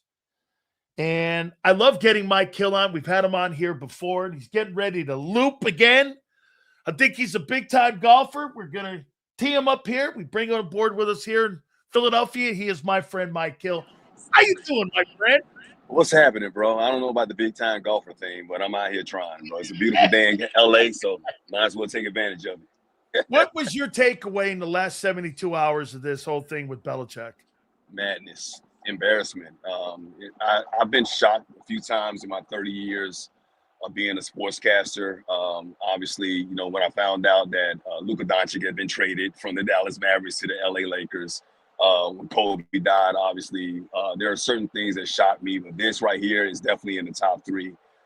It's an embarrassment to our profession. It's an embarrassment to the writers and to the contributors, the 50 that voted for him, and I'm happy that a lot of them are coming out and basically trying to clear their name. And I give kudos to the one person that I've seen so far that's admitted that he didn't vote and why he didn't vote, which is his option. I still think it's idiotic, but at the same time, I can appreciate him at least putting his name on him. But the others, the other at least 10 who did not vote for this guy who is the greatest NFL head coach of all time, who's won 6 Super Bowl championships as a head coach, 2 more as an assistant coach, second all time in wins. For him not to be a first ballot Hall of Famer in the NFL and the Pro Football Hall of Fame is just an outright travesty. How about this, too? Who would have ever thought this, Mike? The media made Bill Belichick a sympathetic figure. I mean, of all guys, they actually did something here where this guy really wins this, right? I mean, he's a sympathetic figure in this thing here. Yeah, and I said that all the time. I was like, you know, like he's never going to be in the Hall of Fame for sound bites. He was boring as hell as an NFL head coach. He never gave you anything. He was never going to be the best dressed coach of all time. Obviously, there are certain things that you can criticize Bill Belichick about. Maybe his choice in girlfriend, if you want to go that far and be that personal, whatever. But one thing that you cannot argue with is his greatness on the football field and what he was able to do for a Patriots dynasty. And I know people want to say, well, because of Tom Brady did this and that. Well, who had the guts to actually put Tom Brady in that starting lineup in that season, that first year that Tom Brady was there when Drew Bledsoe got hurt, when Drew Bledsoe came back, and who had the guts to stick with this guy who had not even proven himself at Michigan or in the NFL and saw something in him and gave an opportunity. And, of course, Tom Brady shined, and, of course, Bill Belichick shined. So even if you don't like him, which I can't stand Boston sports. I'm a New York guy, right? I can't stand the Red Sox twice.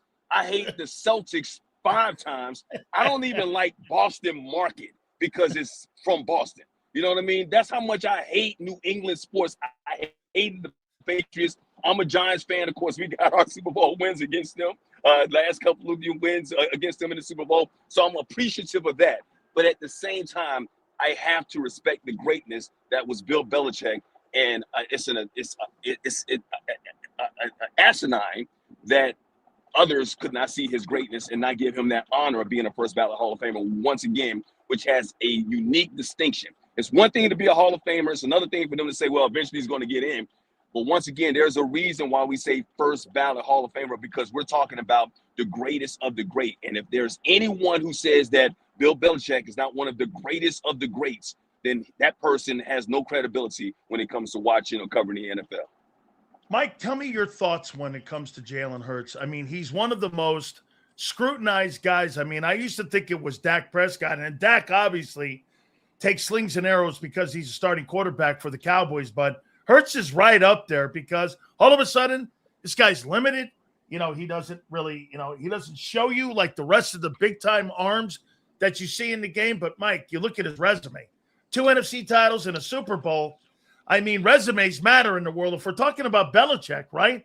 How do you see Jalen Hurts? I love Jalen Hurts. First of all, I'm an Alabama fan, too. So I loved him when he was at Alabama. I know he had to transfer to Oklahoma, so I've always followed his career.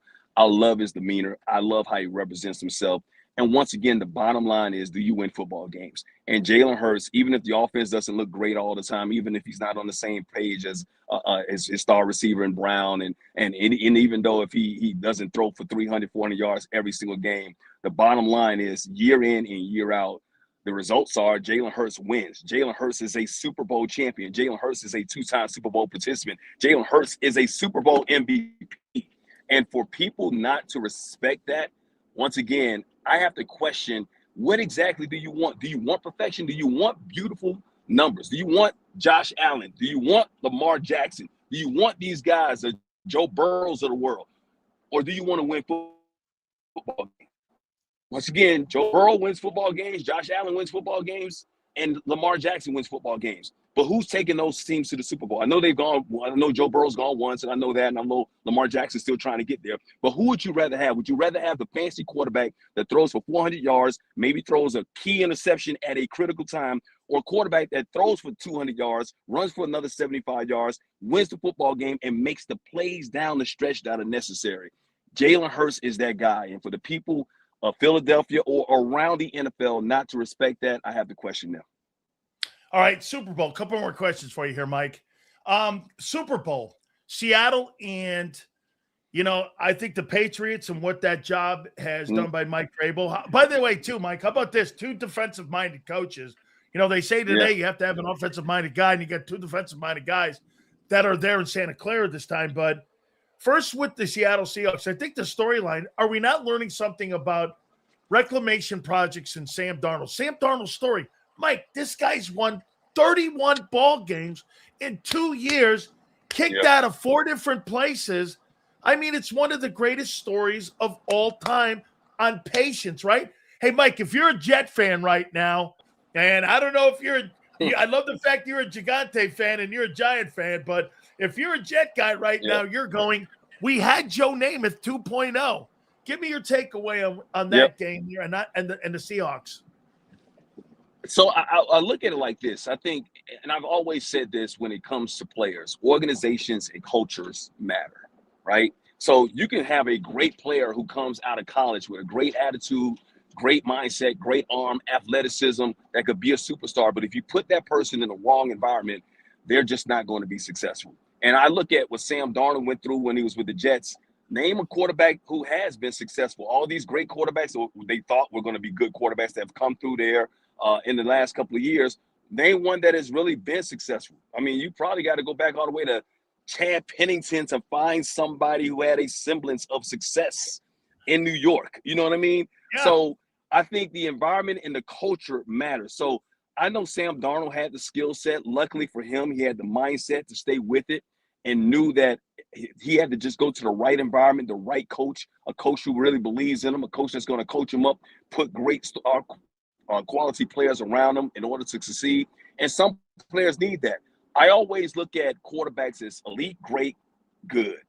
Elite quarterbacks don't need that much help around them. Elite quarterbacks make everybody else around them great.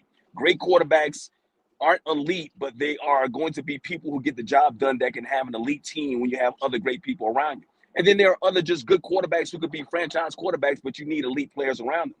Sam Darnold is one of those guys that's a really good quarterback that could be great, but you got to put great players around him, and you got to put him in the proper environment. Sam Darnold, for the last couple of years, has been in a proper environment. Let Sam Darnold had gone to the Raiders. Sam Darnold wouldn't have been successful. I wouldn't think so.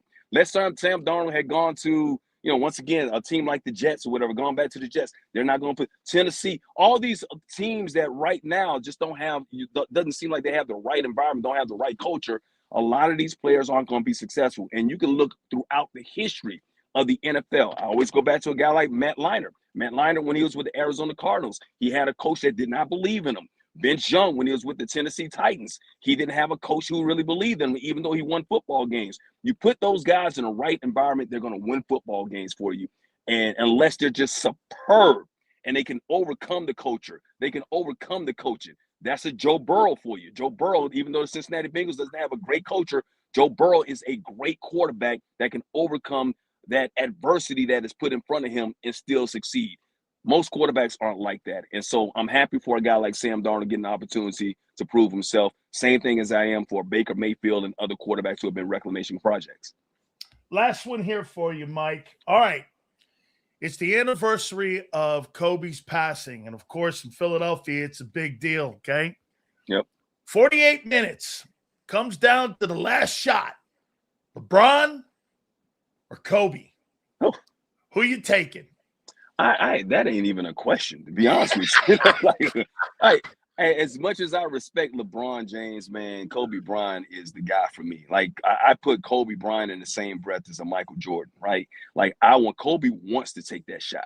So that's first and foremost. And so when it comes down to it, Kobe knows he's going to make that shot. Kobe believes that he's going to make that shot. Not taking anything from LeBron. I think LeBron's going to make the right decision on that play, pass it or take the shot or whatever. But I think there's a clutch gene that only so many players in the NBA or even in professional sports has.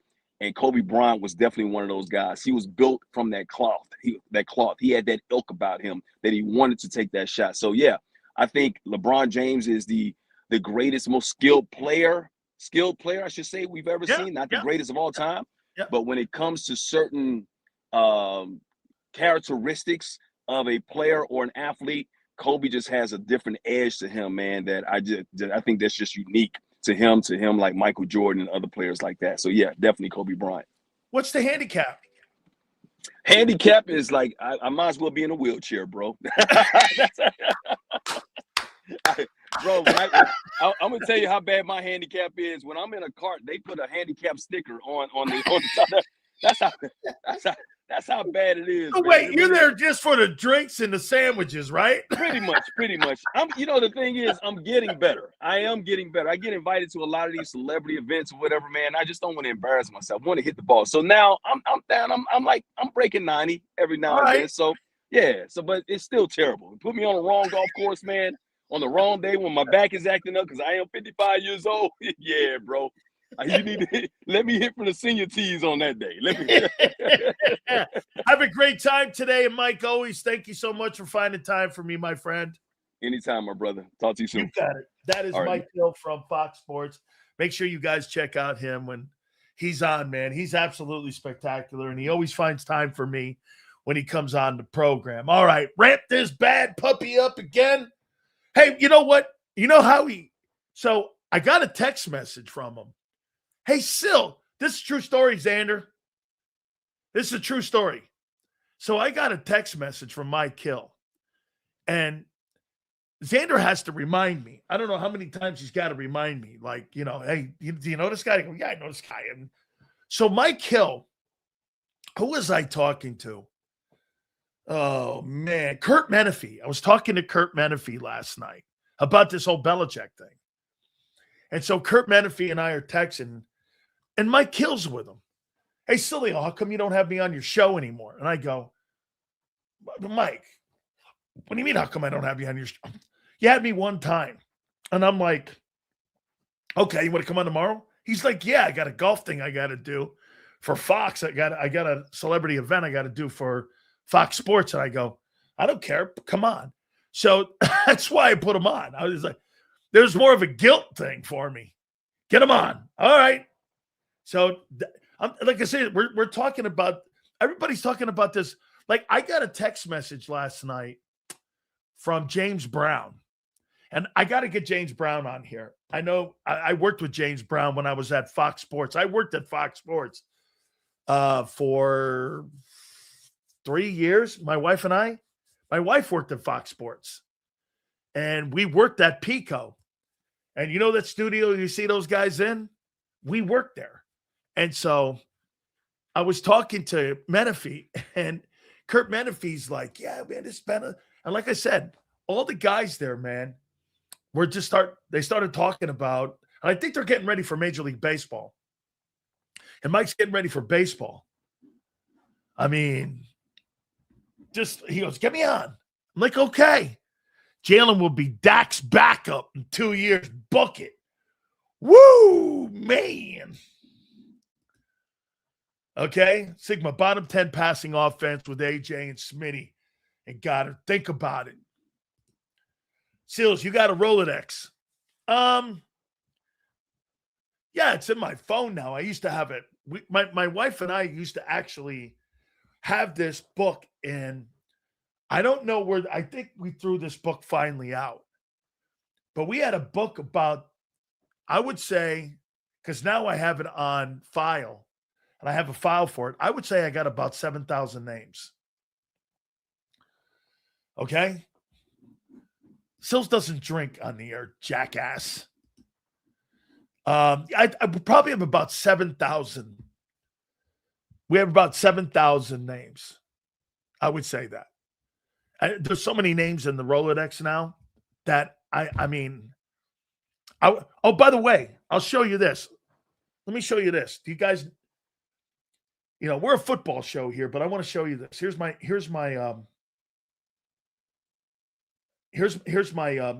who I talked to today. Listen, look who I talked to today. And this was right before the show, before I logged in. Where is that thing? And I've been talking to him pretty much for, I would say 3 days now. So check this out. Look who I've been talking to. You guys see the name? Good, there's no phone numbers. Let's see. Do you see the name? Look who I've been talking to. 1, 2, 3, 4. 4 times. Wait, is it 1, 2, 3, 4 times? We've been going back and forth. I'm getting him on my weekend show, on my Sports Grid show. Jim Calhoun. Guy's got as many national titles as Bob Knight. He got 3 of them at UConn. So I'm getting Jim Calhoun on my show this weekend to talk college hoop. No, not flexing. I'm just telling you. Who else do we have on here?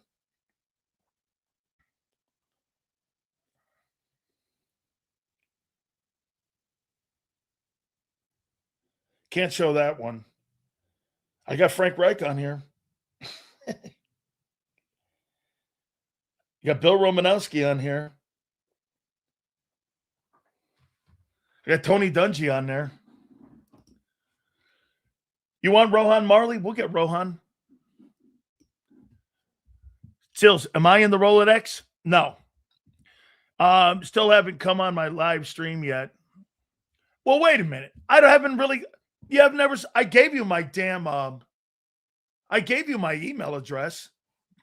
You know I have. Just here for the entertainment. I actually take that as a compliment, Junior. I saw M. Reyes' name. Yeah, I don't think so. I have stars in my book and people of significance in my life. The only people you'll see me talking to and picking the phone up, it's a true thing. And unless it's like somebody important, yeah, me answering the phone's that ain't happening. That ain't happening. Oh, by the way, I know the show's being played in the Krause house. Hey, Joe, I didn't hang up on you. Xander says I did, though. I don't know, maybe. I don't know, maybe. Oh, man. Says you got to get out of the basement. Yeah, they've tried that, believe me. Xander still got a plane ticket like stapled to his billboard. Not talking Eagles.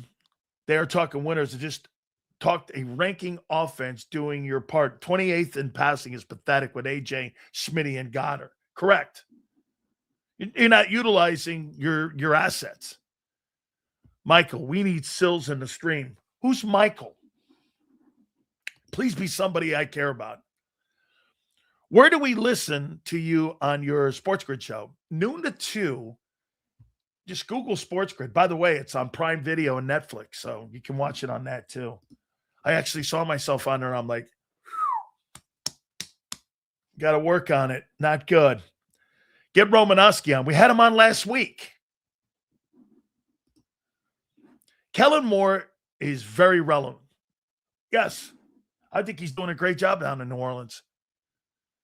Yeah, get JB back on and Romanowski. Donald would not be as good on the Jets like in Minnesota or Seattle.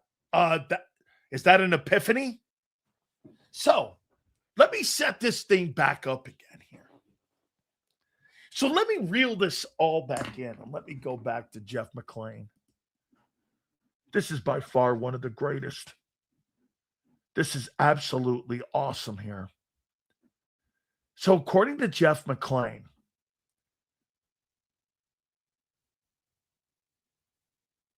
Jason Kelce also said that Landon Dickerson could barely move for the first 2 to 3 games due to injuries. Said that was one of the main reasons for the struggling was Landon Dickerson could barely move. Okay.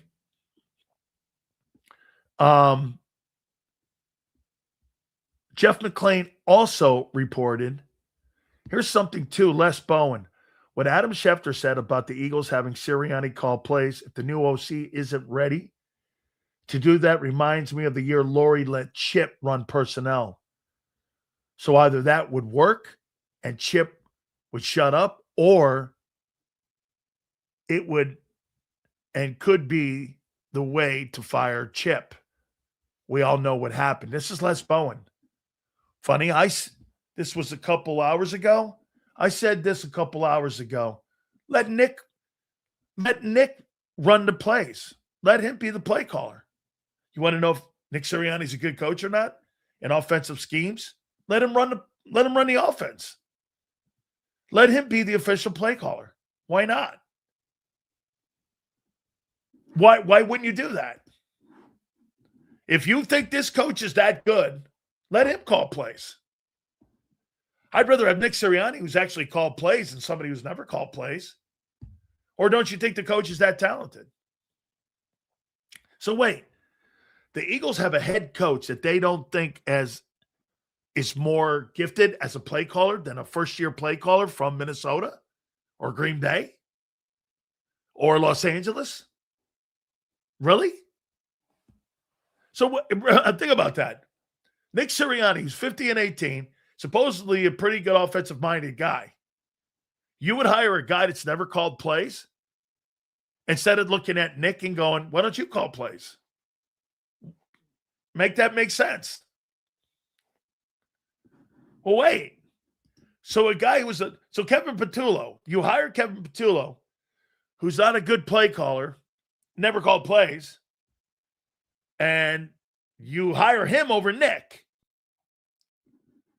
So Nick's so according to you, hey, how many people in here believe that would be a good move, hiring Nick Sirianni as the play caller?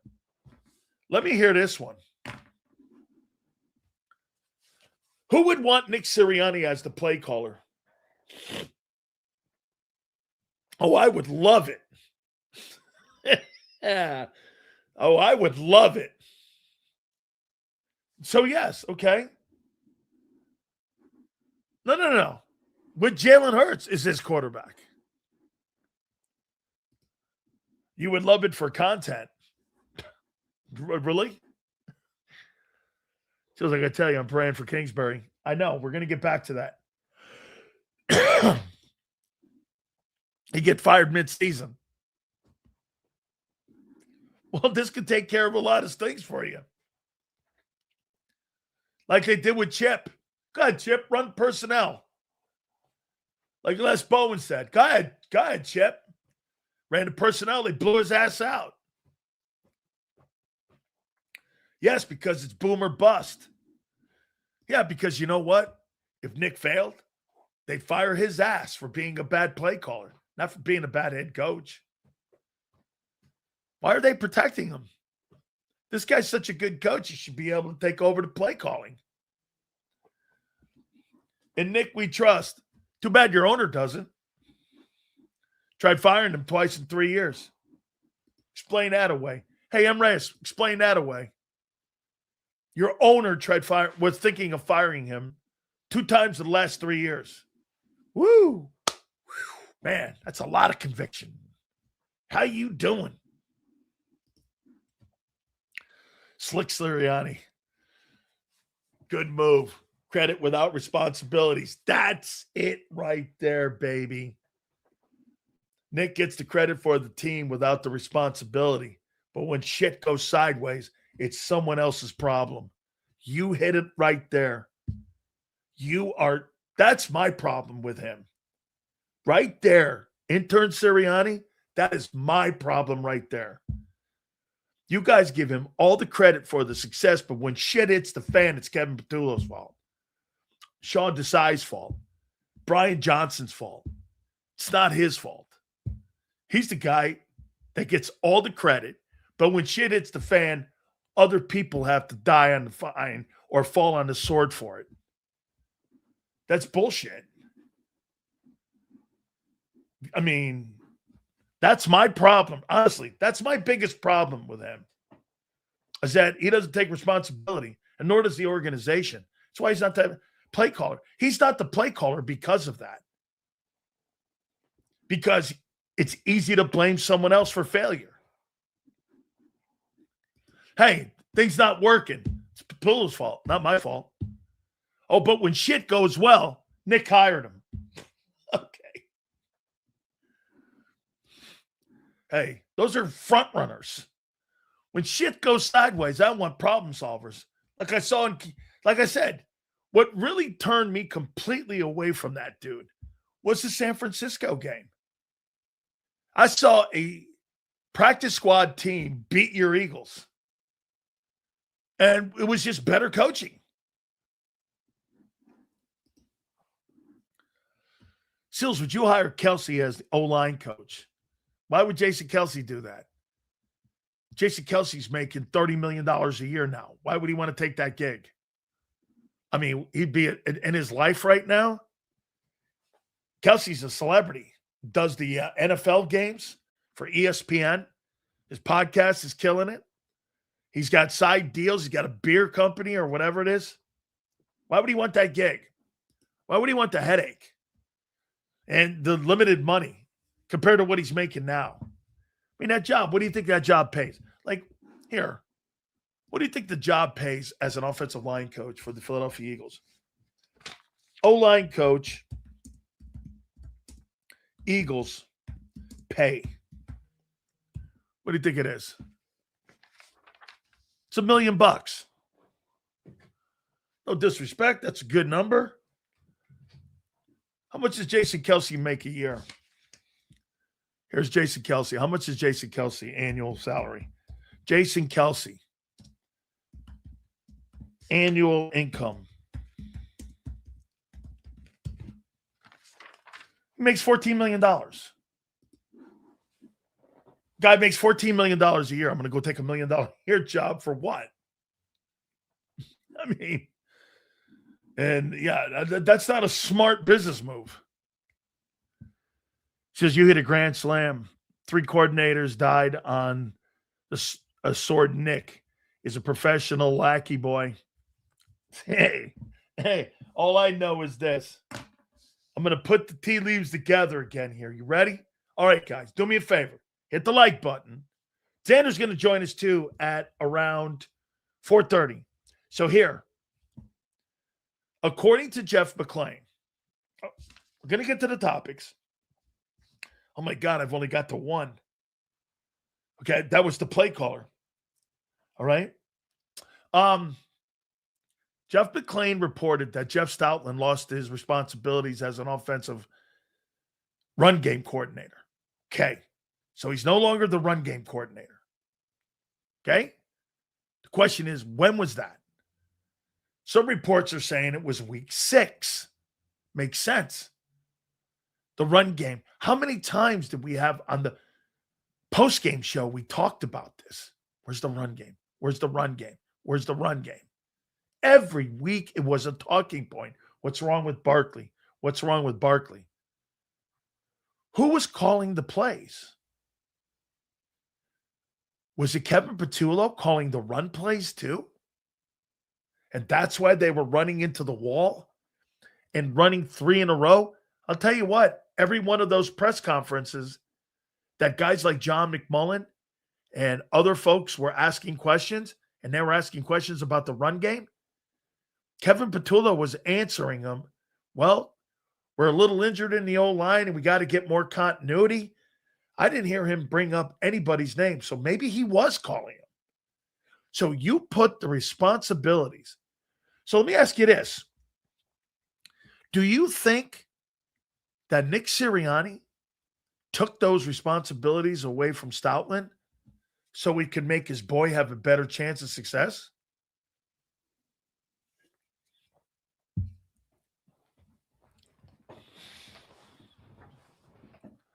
Do you? Okay. No? Well, then who took him away? If anything, Lurie did it. So Jeffrey Lurie called down from the owner's box. We need to stop having Jeff Stoutland as our run coordinator. I don't think that chain of command goes that way. I think more the chain of command goes this way. Hey, look, I want to give Kevin Patullo the opportunity to be a successful offensive coordinator. And I think Nick's talking to Howie. Howie's in the meetings. Howie goes and tells Jeff. Jeff's okay with it. And then they demote Stoutland. I think that's how that chain of command would work. I don't think you're going to take Jeff Stoutland, who's the highest paid offensive line coach in football. Highest paid O-line NFL coach. Highest paid NFL offensive line coach.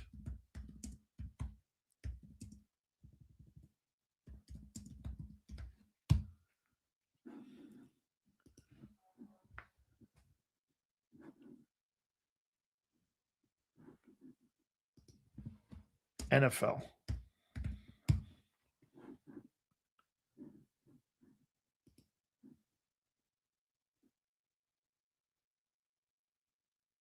Says Jeff Stoutland. $2 million a year. We double check that. You got to go on NFLPA.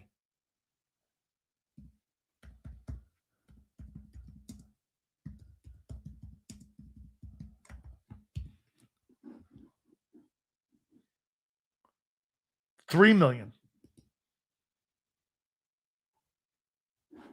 He makes $3 million. So you're going to go like this. $3 million. That's what coordinators make. So Jeff Stoutland, you're Nick, you're doing this. Hey, I'm taking your responsibilities away from you.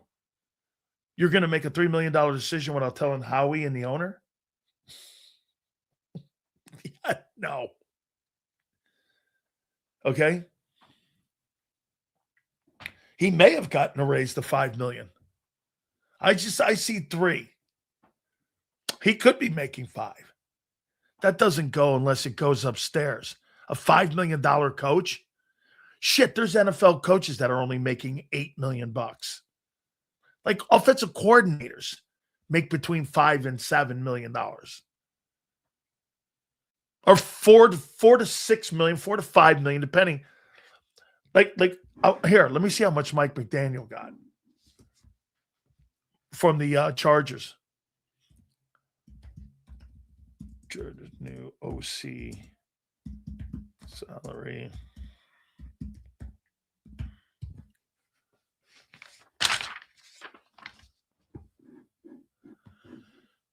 I got a little thing behind the scenes here.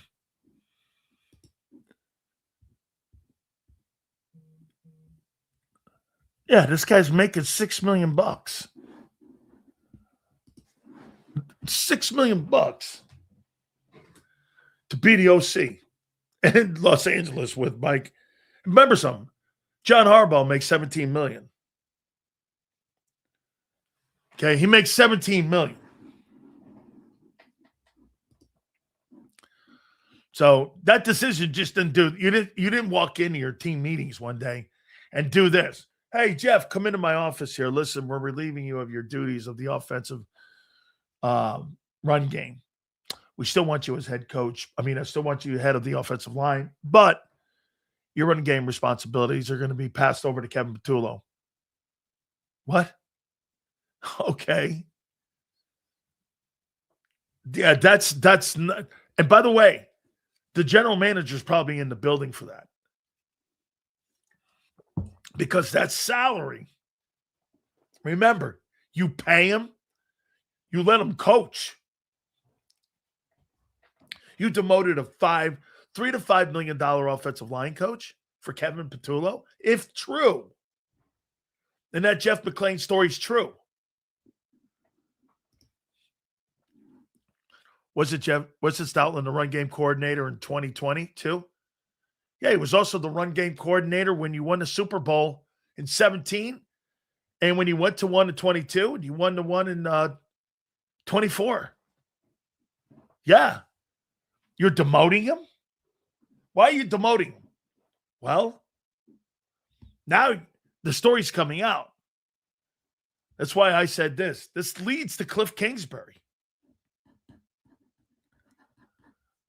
Kliff Kingsbury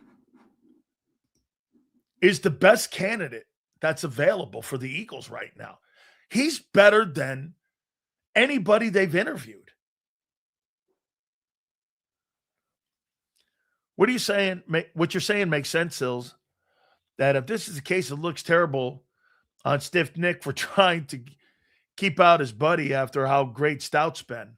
Well, I mean, I'm going by the report of a beat writer who I don't like but have great respect for. Okay? Oh my God, Xander. Remember how John said they would not let them talk with Stout during this year? And he thought it was weird? Oh my God, think about it. Is this true? Is that true? Well, Xander will be on with us at 4:30. Is that what John said? This is all making sense now.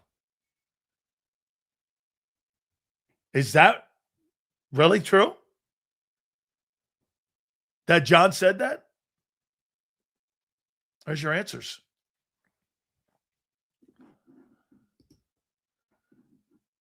Whoa. The plot thickens. I just learned how to scroll.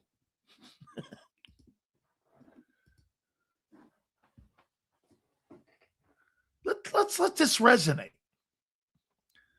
It's like making, as my grandpa back in the day, bathtub gin. Let's just let this sit for a little bit here. Xander, remember how John said they would not let them talk with Stout during the year, and John thought it was weird. Think about it. This all might be legit. Big Sills puts the little dots. That's the eyes. The plot thickens. Wow, what an epiphany.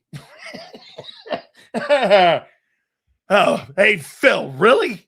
Whoa. How long you been watching? Woo! I got a dream. I have a dream that one day coaches will all get along inside the NovaCare Center. I have a dream that one day Kliff Kingsbury will come in and unite the coaching staff. I have a dream. Woo, man. I have a dream. I see why the offense went to shit. Right. So wait a minute. Who was Kevin Patullo took over for the offensive run game responsibilities? They fired Jeff Stoutland?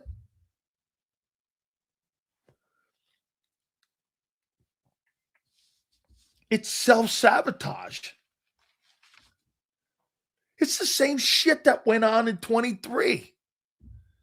The only difference was you didn't lose 6 in a row. Seals, you're our favorite asshole. Yeah. Glazed donuts. I haven't said that in a bit. Seals, be honest. You think Stout's pissed? Depending on where he is in his career and what he thinks about it, do you think he wants to call it a career? Probably not. If he still wants to continue coaching, probably exceptionally pissed off. To a point where he might pull a Jim Schwartz. I'm out of here. I'm retiring. 2 seconds later, he's the offensive line coach for the New York Giants. Or worse yet, the Cowboys. So we win the Super Bowl and the best running offense in years, and they ask him to take a haircut. I didn't say they asked him to take a haircut and pay. So get this. Here's another little tidbit. John McMullen's down there all the time. John said, you know what's really wild? They wouldn't let us talk with Jeff Stoutland this year. I don't know why. We couldn't talk with Stout. Okay. Jeff McClain's report comes out. They demoted him and took his responsibilities away of being a run game coordinator. They didn't want him talking about it. Why would they do that? The guy, February 9th, closed up the greatest run game offense in pro football history. You fired him basically as a run game coordinator? What, 5 games into the season? With all the history that he had in success? Make that make sense.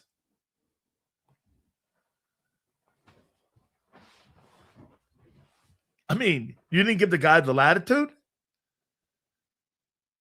As a matter of fact, doesn't it make sense why Jason Kelsey came out on WIP? I think it was this morning. It said Atlanta Dickerson could barely stand up for the first 2 weeks. Jeff Stoutland, something's up with him. He's either retiring or they're going to make that public that he lost his responsibilities and you're hiring Kliff Kingsbury as your offensive coordinator. I listen, I'm going to land on that. I'm going to predict. I think Kliff Kingsbury is going to be your OC. I may be completely wrong, but boy, it sure has everything, and it feels like it. And the people he's worked with Mahomes, he's worked with Mayfield, he's worked with Caleb Williams, he's been a head coach, he coaches the style the quarterback is. He makes $7.5 million for the next 2 years. He can pick his job. I heard John on with Xander a couple days ago. You know, it's really odd. Kliff didn't get any run. Well, I went and looked back at his contract a couple days ago, and I knew he had 2 more years left. 2 more years left, and $15 million owed to him by the Cardinals. Why would I take a shitty gig? For what? Okay? For what? Why would you take a shitty gig when you're making $15 million from the Cardinals? I don't have to.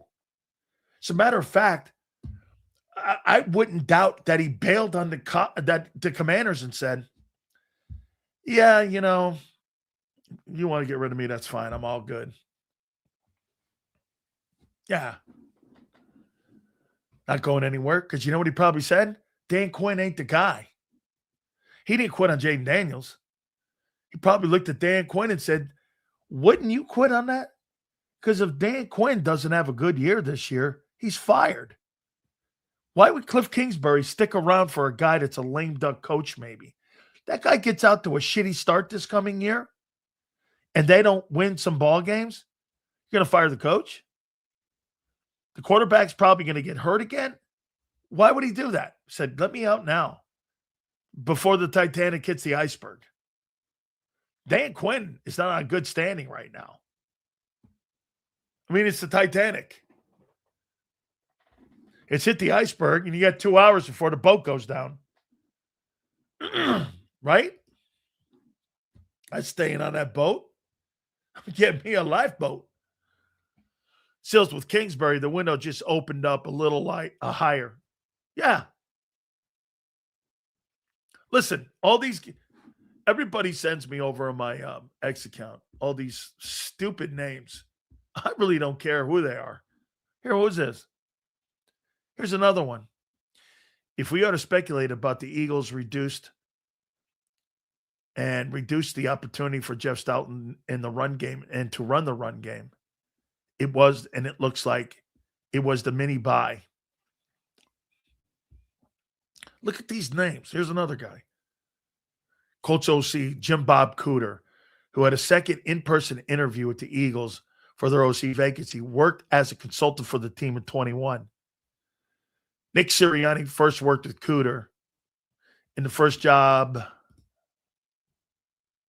with the Chiefs. Okay? That's Jeff McClain. Sure, I'm okay with that. I don't think he's a bad hire either. Hey, Matt Nagy, Cooter, Kingsbury, that all work. I don't have a problem with all three of them guys. I just think Kliff is the more. I think Kliff's the more seasoned and worked with different styles that kind of fit Hurts. And again, this report on Stoutland, isn't it funny? Ask yourself this.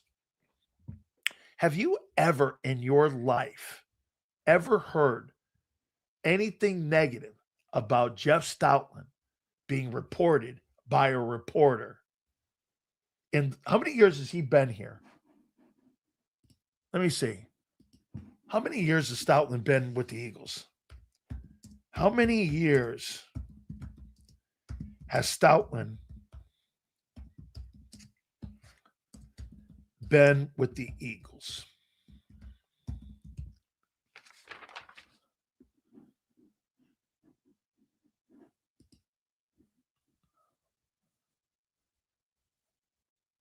How many years has he been here? Jeff Stoutland. Anybody? I know it was Chip Kelly time because Chip brought him from Alabama. Maybe from Miami. Since 2013. 13 seasons he's been with the Eagles. And in that time, he's produced 2 Super Bowl wins and 3 appearances.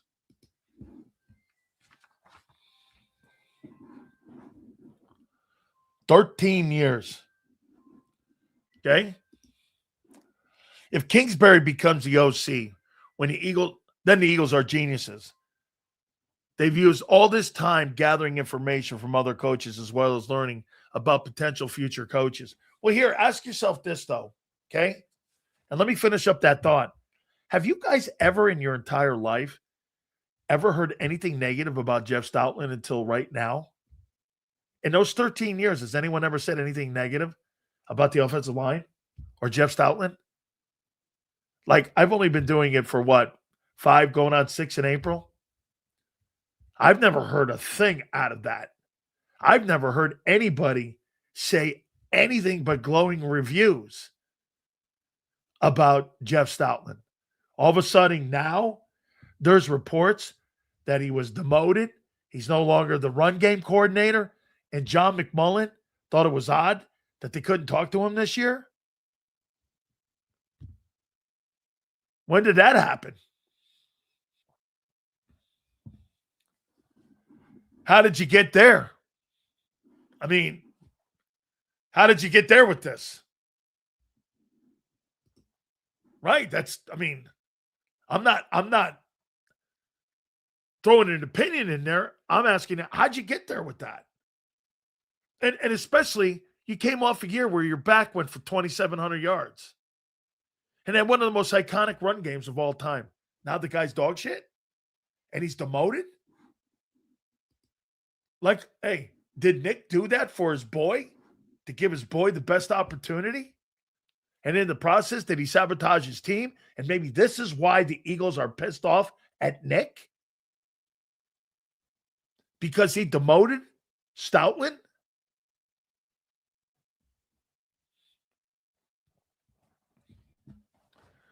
Hey, what was the biggest question mark in our post-game or pre-game shows and our weekly shows. Where's the run game? Where's the run game? Where's the run game? What happened to the run game? What happened to the run game? It wasn't the passing game that got effed up because it was bad last year. It was the run game that got screwed up. They sabotaged the run game. Miles Sanders had 1,300 yards rushing. Fourth best rushing attack in the history of the Eagles. Stoutland was demoted and the run game was trash. It's not Stoutland got demoted and the run game improved. Right. That's right. It's not like, you demoted the guy and you got better. You actually got worse. Nick has the team in a weird spot internally. Hey, man, this is really wild. These reports that are coming out now, these are what we call in the media smoke signals. Something's up. Something's up. You just don't have a reputable columnist from the Inquirer. Hey, by the way, something that just comes out of the ether. Hey, Stoutland lost his run game responsibilities. Really? When? Oh, and the media couldn't talk to Jeff Stoutland last year. Huh. Listen to look at this. Let me show you another guy a guy who just doesn't. It's easily explained for Stoutland to have more focus on the O-line with the amount of injuries. You demoted him from run game coordinator for your offense so he could coach those shitty backups and Brett Toth.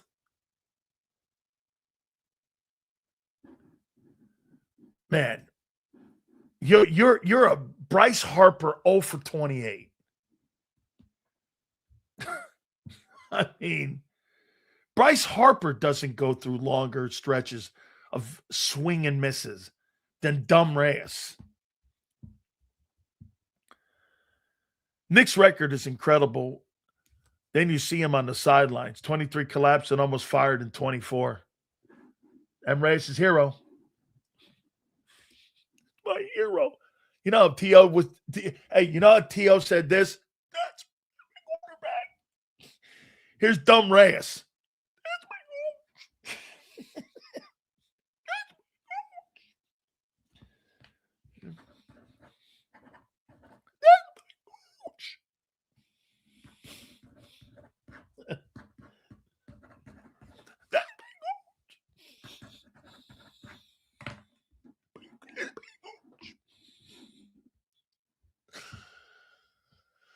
What was the Eagles' run game in 2020 with all those injuries?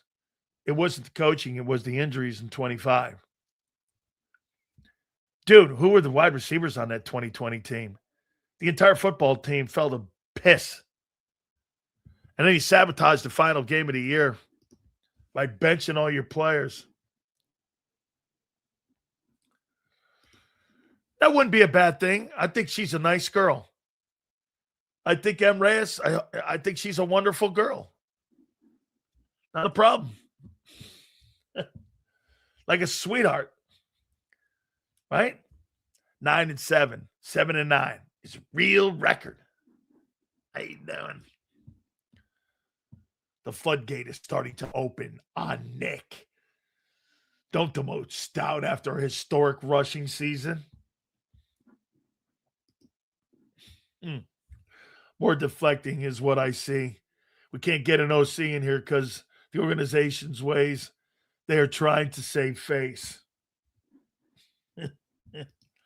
Sills, this is paving the way. Like starting a fire. So wait a minute. The media wasn't allowed to talk to Jeff because they took a shit on him. All right. Ask why. With the answer, ask why. Oh, no, that was my second topic. What's the number one holdup in the Eagles hiring of an OC? I know that's as bland as you can get, but what is the holdup? What are you waiting for? You've interviewed 18 guys. Think about that. Hey, you've interviewed 8. Have you ever interviewed in your life 18 times for anything? 18 times they've had an interview. John McMullen says this. Hey, that doesn't mean they offered a job. Well, that's even dumber then. I've talked to 18 people and I don't like any of them. What are you waiting for then? Okay. Well, then you're high. Get this. If you've interviewed 18 people, is this fair to say? If you've interviewed 18 people, isn't that a setup for the guy that you're waiting to hire in Kliff Kingsbury? We went through a list and a laundry list. This process has taken so long, and we came up with one name. And the only name that could take this job and this offense to a next level, Kliff Kingsbury. Ladies and gentlemen, after 48 interviews, the Philadelphia Eagles have landed on the guy we wanted 2 years ago, and that includes Kellen Moore. Kliff Kingsbury. Ladies and gentlemen, Eagle fans, Kliff, fly, Eagle, fly. How's that sound? How's that sound? Right? Sirianni got a call plays, didn't get fired. Yeah, well, they ain't doing that. Would Kliff work for Nick? No. Kliff would be working for Howie and homie, Jeffrey Lurie. Nick could be in the room. I like this play. Yeah, well, I don't. Hey, you know what? This guy makes almost as much money as Nick Sirianni anyway. He makes almost $8 million. This guy makes $7.5 billion. Why didn't that guy get interviews? Because he's got a Cardinal contract. People thought that thing was 3 years. It was 5 years extension starting in 22. And the Cardinals are still paying that guy. Fantastic agent. Jimmy Sexton, you are a beast. You are a beast. Fantastic, but not happening. So let me ask you this then. You demoted Jeff Stoutland. You're going to turn the play calling over again to a guy that's never called plays. Okay. I'm going to have another fun year in 2026. This will be another fun year. I even told you if you guys win a Super Bowl, I'll shave my head. This year, I'll shave something else.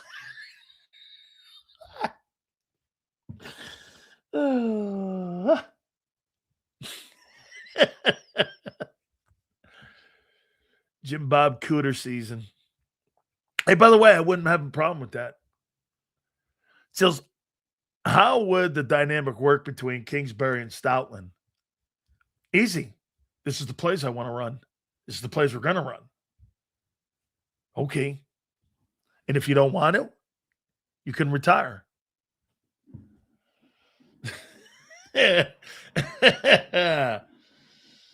Cooter. My cooter hurts. I got to get a hat. Cooter hurts. You know how they say hurts season? Cooter hurts season. Oh, man. Yeah. What kind of play you running? I'm running that one play called the Cooter Hurts. What's it look like? It's an end around. Oh, my God. We'll have a lot of fun with it. That's for damn sure. Yeah, for M. Reyes, what's a big play in the Cooter Hurts arsenal in the playbook? It's the M. Reyes end around. Oh man. Cleveland Browns are still paying six former coaches and 12 quarterbacks. That's why they're the Browns, my friend. Okay? It's a fake run. Yeah, under the new offense, we're going to have about 10 or 11 fake runs. So we're not really going to.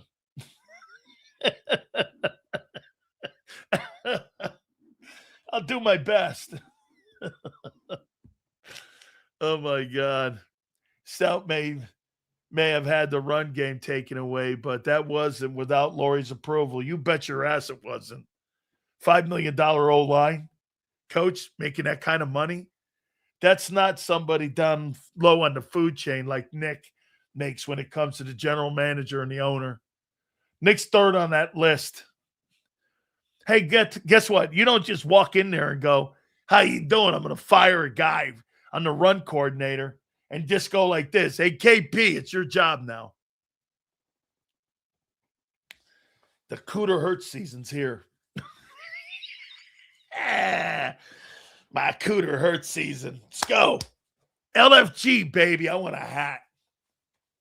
I want a JAKIB hat that has Cooter season. It's like duck season. It's like Cooter season. Yeah, shit. Holy cow. Big Sills, man. I'm on a heater today, boy. So John McMullen was told by his guy there, Bob Lang, not allowed to talk to Jeff Stoutland. Holy shit. You guys aren't allowed to talk to him. Now I know why. Because they demoted the guy in his run game and they gave it to Bobo Patullo. All of a sudden, all this shit's starting to make sense. Crossing T's, dotting I's. This is what we do here. And what an offseason. Holy Shayuster. Woo, baby. All right. Let's see. By the way, a man who was with John when somebody pulled this thing here. Hold on. I just learned how to scroll. I didn't know I could go backwards on my scroll here. So let me go to the scroll. Let me pull this bad bitch up here. Hey, Xander. Oh my God. Remember? Remember when John said it was really wild that we couldn't talk to Stoutland? Dude, that's some good pull there. Without further ado, let's bring our boy in. Big Z! Xander Kraus down here. What's up, brother? How you living over there? I don't know. Hey, wait. What? Well, so one of your fabulous viewers and our viewer pulled a pull and said that during the year, John thought it was wild that Jeff Stoutland wasn't accessible to the media. Was that said on your show? Absolutely, it was said. And, at the time, you don't think of it much because you're just like, all right, they're not talking to Stoutland. They don't talk to position coaches all that much. And now I do wonder if that's a part of it because there used to be – Jeff would never do, like, press conferences or anything. But John told me there used to be, like, he'd see him in the building. You can talk to him a little bit, stuff like that. They didn't get any of that this year. And I do wonder now. I think, in fact, it makes logical and logical sense that would be maybe a reason why. Stoutland, not accessible, right? You think he's retiring? You think he's retiring next week? I actually don't. I mean, I don't know. Jeff said he thinks he'll be back, like, managing just a run game. So no, you mean the O-line. The O-line. That's what I meant. Yeah, sorry. The O-line. Just the O-line. I don't know. It's an interesting setup, I'll say this to everybody. It up for Kingsbury then? Yeah, fuck Kingsbury. Why? Because this is what I got to ask every Eagle fan. We have a bad offense, all right, last year. And everybody really believes that the best way to fix it is by blowing out Jeff Stoutland. Okay? One of the best offensive line coaches maybe in the history of the game. A guy who – wait, where was everybody bitching about the run game when they said history a year ago? No, I agree. So everybody thinks that, okay, if Kliff Kingsbury, who hasn't won shit in this fucking league, wants his way, we should blow out Jeff Stoutland. How does that make sense? Okay, well, you're under the assumption then that what people are saying is that they did this during the year, this last year. You're assuming now, and I happen to agree with you, that they've taken it away now. Because there's reports, Les Bowen just came out and said he thinks it happened in like the mini bye. So you're under the assumption, and I'm with you. I agree. I think they just, hey, have you ever heard any shit talking on Jeff Stoutland in your entire time as an Eagle? I've never heard it. All of a sudden, Jeff McClain's got a story that a guy got demoted, who's one of the legendary O-line coaches next to Howard Mudd, Dante Scarnecchi. You put him in those rooms with that guy, all of a sudden now there's a problem with him? That's what I mean. And look, I'm not here to say that Jeff Stoutland does no wrong. I'm not saying that. He might have to be better. But my only gripe is like, I don't know. It strikes me as like we're all, me, maybe even me included, jumping on like the shiny object instead of the stable object that's been here, and has been consistent. You have one down year in the run game and everyone's like, okay. And I'm not saying Kliff sucks, but what has Kliff done to earn that over what Jeff Stoutland has done? Oh, as an OC? Okay. I think he's worked with some very successful quarterbacks. I think he's developed one of the greatest quarterbacks in the history of football in Patrick Mahomes. He had a quarterback in Washington when he was the OC that won the rookie year. You coached Patrick Mahomes at Texas Tech. Yeah, and Mayfield. And are you of the belief that Patrick Mahomes had more development at Texas Tech than he did when he got to the Chiefs with Andy Reid? Well, funny that Andy Reid didn't know anything about him until he got there. And I'm not saying that there were better. No. Andy and Brett wanted to trade up for him. He was a first rounder. Yeah, they traded up to get him. Okay, well, he was still the first round pick, right? Yeah. You think there's any coincidence that he went to USC and Caleb Williams won the Heisman? Well, I'm not saying, again, my whole point of this wasn't to say that I don't like Kingsbury. I think Kingsbury's fine.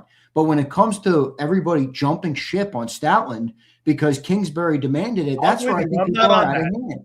I'm not on that either. Yeah, I'm not on that at all. I mean, Kliff, all right, you want to call it? Jeff Stoutland's going to be your run game coordinator. Take it or leave it. Go coach in Las Vegas if you want to. I don't really give a shit.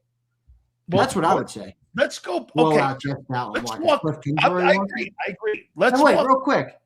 Good resume for Kliff. How's 3 Super Bowl appearances with the run game? How's the best offensive line in the last decade? Okay. How's the historic offensive line last year?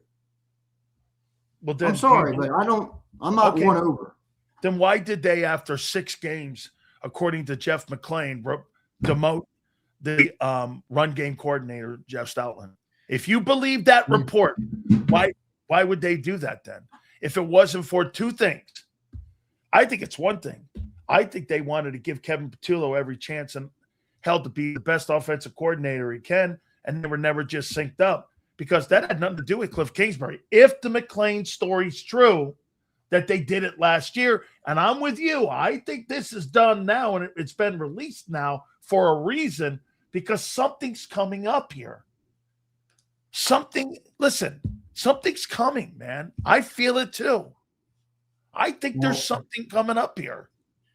I wonder if it ties back into something that you've been saying for a long time, that Nick Sirianni doesn't have answers. And when everybody was sounding off on the offense and the running game was a big part early in the year, remember how many negative plays they were taking? First downs were terrible. We talked every week about it. Maybe Nick Sirianni's way to solve that was in that moment, take it away from Stoutland. It did get a little bit better. So again, my whole point was never that I'm trying to say Jeff Stoutland does no wrong.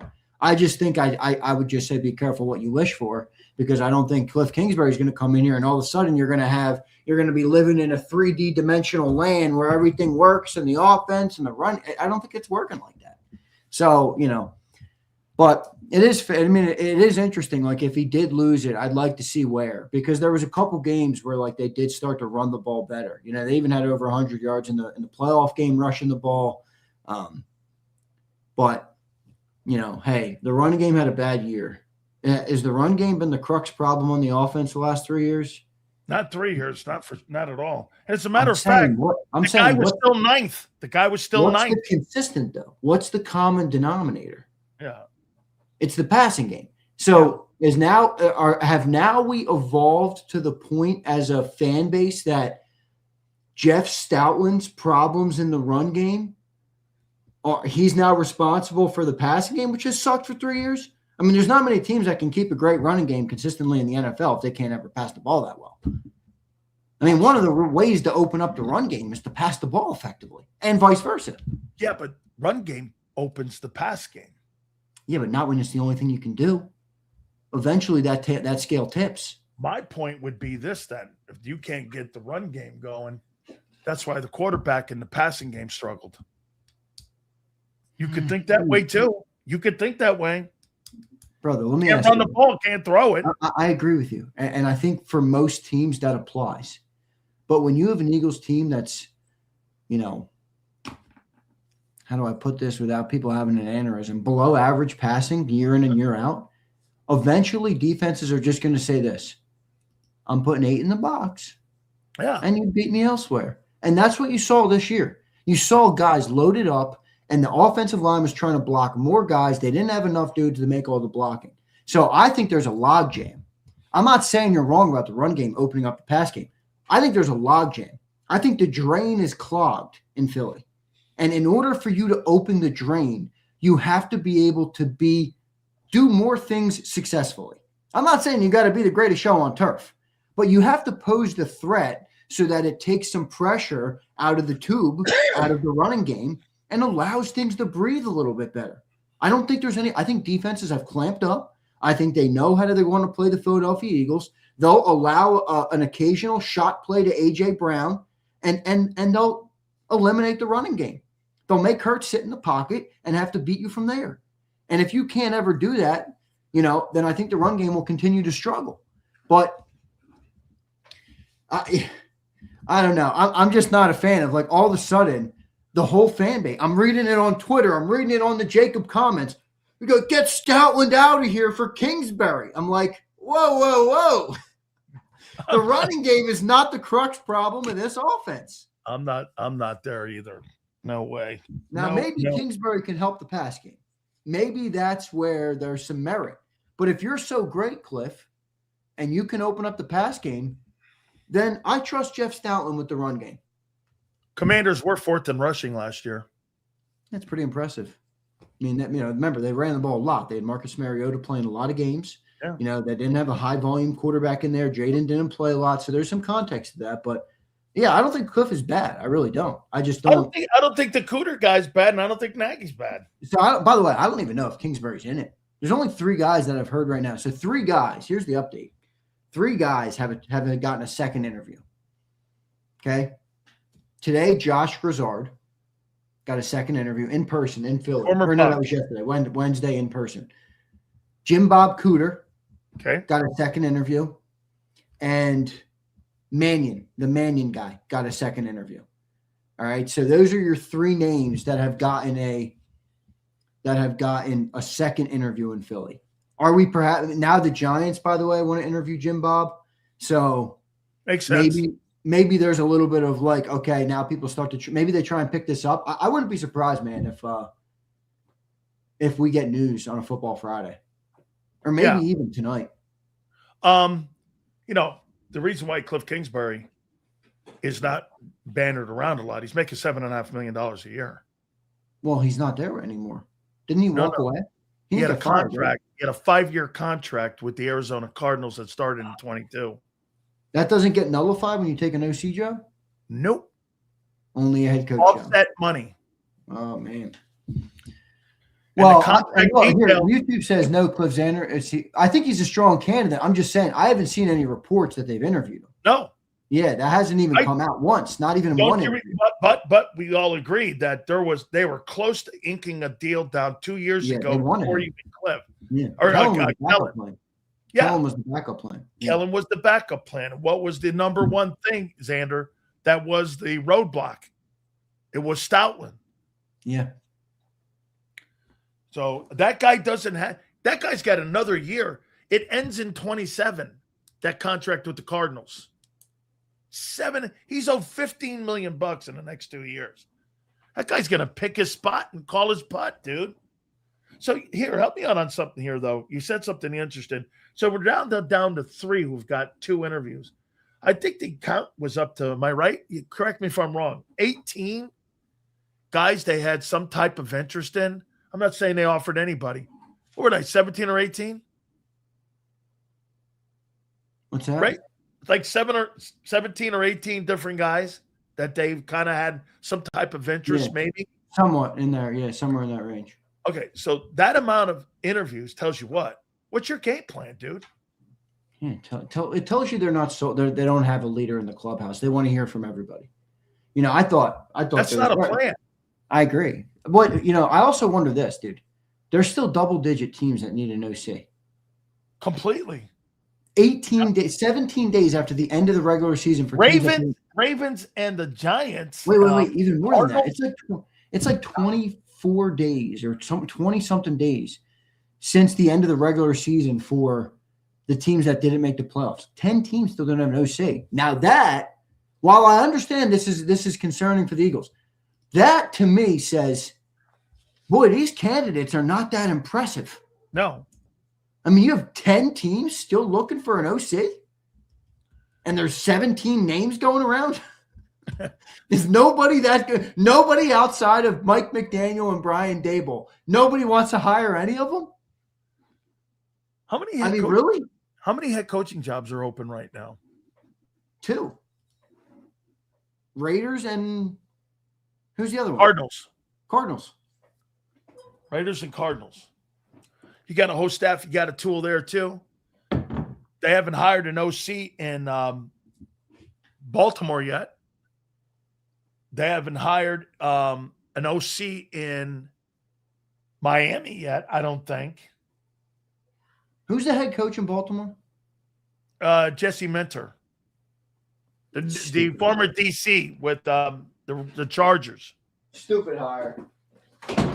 I mean, well, they wanted to get away from the Harbaugh tree, and they hire a guy from the Harbaugh tree. It's a stupid hire. Lamar Jackson. Optimize Lamar Jackson. I'm like, man, okay.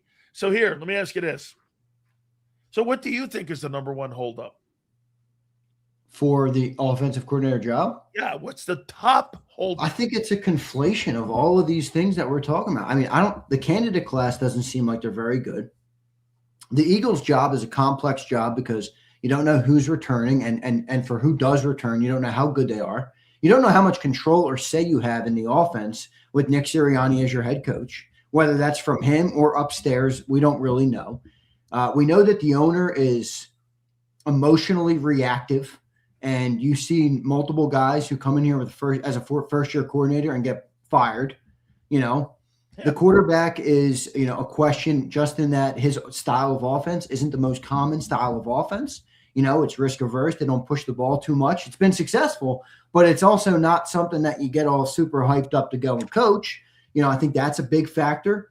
I really think it's a lot of things. I do, and we'll see ultimately where they end up. But if I had to put it on one thing, I mean, it's Nick, but I don't know if it's Nick directly in that Nick's setup. I don't think is instituted entirely by Nick. If people understand what I mean by that, it's Nick, but again, Nick is sitting there like a hangman. If he makes one wrong move, boom, his head's chopped off. So I don't is that from him? I don't know. Follow me here though. Is it Nick or Stoutland? I don't know. When you get down to these candidates, these guys here, I don't think it's Stoutland with them. I don't think Jim Bob well, maybe he is. I don't know. I don't think Mannion and Grizzard are coming in saying you get rid of Stoutland. Maybe Kingsbury believes that, and hey, having that ego is okay. Maybe that's or McDaniel or a Dable or any of those guys. Now remember, hey, let me ask you something about that. Did Brian Dable work with Jeff Stoutland at Alabama? No, Jeff Stoutland was already here. Okay. He was already, because he came with Jeff Chip. Stoutland, I believe, came here with Chip Kelly. He did. Yeah. He came. Yeah. Now, I don't know. Did he come to the Philadelphia Eagles from the University of Miami, or did he come from Alabama? Because he was at from Miami. Alabama. I'm pretty sure from Alabama. He was at Miami. I remember. I think that was like 2010. Yeah, so he was Miami's O-line coach from 2007 to 2010. Then he was the interim head coach when who got fired in 2010? Al Golden. Al Golden. Then he was the Alabama O-line coach, and then he came to Philly. Okay. And by the way, he's been the run game coordinator in Philadelphia since 2018. 3 Super Bowl appearances with that run game. Again. Well, what do you believe with that? Do you believe that report they took it away from him? I don't know. Wonder what John thinks of that. That's pretty big news, dude. That Jeff McClain would just throw that out there, that he lost his responsibilities of being a run coordinator. That's just not something. That's not low hanging. Yeah, I don't think there's any candidate. I don't think there's any candidate that I would do that for. I don't even think I would have done that for McDaniel or Dable. I wouldn't have. I mean, what have they accomplished that makes you feel better about them than Jeff Stoutland? Dude, Bill Callahan, Jeff Stoutland, guys like that, I'm not moving off them dudes. No way. Let me ask you this question here. Who could the Eagles ill afford to lose more? Stoutland or Fangio? Stoutland. They win with their defense. Their defense is more important right now. I mean, that's their method to winning games right now is by having great defense. That's okay. Those two guys are the two most important coaches outside of the head coach in the building. Those two dudes right there. Who? Are the formula for the Eagles' success. Vic and Jeff? Yes. Yeah, I do. I mean, I can't say entirely. We did go to a Super Bowl before Vic showed up. Okay. You know? So can't say entirely, but I think what Vic has done is Vic has gotten the most out of players that, you don't always expect to get a lot out of. Jalix Hunt, Reed Blankenship, Cooper and Quinion come in and are like the best freaking rookies we've seen in how long? I mean, both of them all pros this year. That's insane, dude. Yeah, completely. You guys you drafted last year get all pros. I mean, it's unbelievable. And you made a guy. You made a guy from scratch. Like you just threw him in a melting pot and said, let me put this in, let me put this in. And out comes Zach Bond. You're like, holy shit, dude. I mean, so next week, the news that, do you think there's anything coming, anything pending? Do you think they get the OC job by Friday? Or do you think next week this thing's going to roll into Super Bowl week? I'm ready for them to get this guy hired, man. I mean, what? I don't know. I guess at this point, I think Philly 500 actually made a good point yesterday. Like maybe we're like a little too focused on like how long it takes as opposed to getting the right candidate. Like I don't know. Does it really? How much does it change? I mean, we're how long? We're 8 months from the season. I mean, we got time here. So what's the 29th versus February 5th? I don't know. Well, here, I think an offensive coordinator's approach to a game and how you're going to win games. Don't you think Howie wants to know the kind of personnel to build the offense with? Is AJ part of that? If not, listening anyway. Come on. Well, I mean, well, then why hire an offensive coordinator? Well, Vic doesn't get to pick it. Vic doesn't going to try to match up the talent with it. You know how I always tell you Jeffrey Lurie's got PTSD from Chip Kelly? Well, Howie's got it from Doug and other previous coaches. All right. He's not letting anybody pick their players. Vic doesn't get to pick their players. I'm telling you right now. Nobody's picking their players for Howie. Now, maybe you're right when it comes to style, and figuring out how to replace the changes. But, a far bigger concern to me is what are the replacement plans for Dallas Goedert, for A.J. Brown, for Lane Johnson? Is Cameron Jurgens and Landon Dickerson, are they stiffs or are they back to being good players? I don't, those to me are far more important than the coordinator, but you still got to make the hire. You guys turned around and you paid Nick Sirianni reportedly between $14 and $15 million. You gave him a bunch of money. He's got this really great record. Hey, man, fuck it. Why don't you just name him the OC? He doesn't want it. That's why. He doesn't want it. No, he doesn't want to call plays. So I'd rather turn it over to another guy that I'm going to have questions whether or not if you hire a guy like you said. No, that's not a fair assessment. The only way to be a good head coach isn't by calling plays. That's not the only way to do it. I didn't say that. I said, why doesn't he? He's supposed to be an offensive guru. Why doesn't he call plays? The job is a lot more demanding than just calling plays. Well, wait. He's called plays in the past, though, before. Yeah.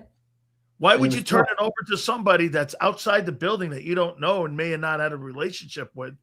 And this is your team. Aren't you more concerned? I mean, if you're a control freak and you want to see your team have success, why wouldn't you do it? Hey, Xander, you don't ask other people to do your work for you, do you? I get what you're saying, but, if I'm a CEO and there's a role you can, get stuff off my plate so I can manage the big stuff, that's how most businesses operate. Most guys who run businesses don't want to be doing all the bullshit. Well, he doesn't do anything on defense. He's got very little say over there. I mean, this is how I see it, and maybe I'm wrong. I might be wrong. Coordinators and position coaches work in the business, in the team. The coach works on the team. Okay, you get the big picture, and then you got the things that make the big picture run. So I've always viewed it as not a bad thing to have now. You're going to have to live with more discontinuity, if that's a word, the opposite of continuity. When you don't have a play calling head coach, you do. I mean, look around. How many there's 13 new offensive coordinators just this year. So if you don't have a play calling head coach, you're going to have to live with some turnover. But that's part of being a good team, unless you're Kyle and Sean. And I'll remind everybody, those are good offenses, but they have their own problems as well. I mean, Sean McVay is arguably one of the reasons that the Rams are not playing right now, because he doesn't manage the game very well. So, be careful what you wish for. I don't think it's the only way to do it. So I have no problem with Nick being a CEO style head coach. Yeah, but I think that works when you empower people. I think when you I don't think the empowering part comes from Nick, though. That's been happening here way long. Okay, well, then this is what we talk about then with how the production sputters at times. If you're not, that's great what you just said. If you have that mentality that you want to overlook everything, well, shit, okay. If you're overlooking everything and that's your job and you're overlooking it, and you're not empowering those people like Jeff Stoutland or Kevin Patullo because you got a higher voice telling you what to do, that's not really a job, dude.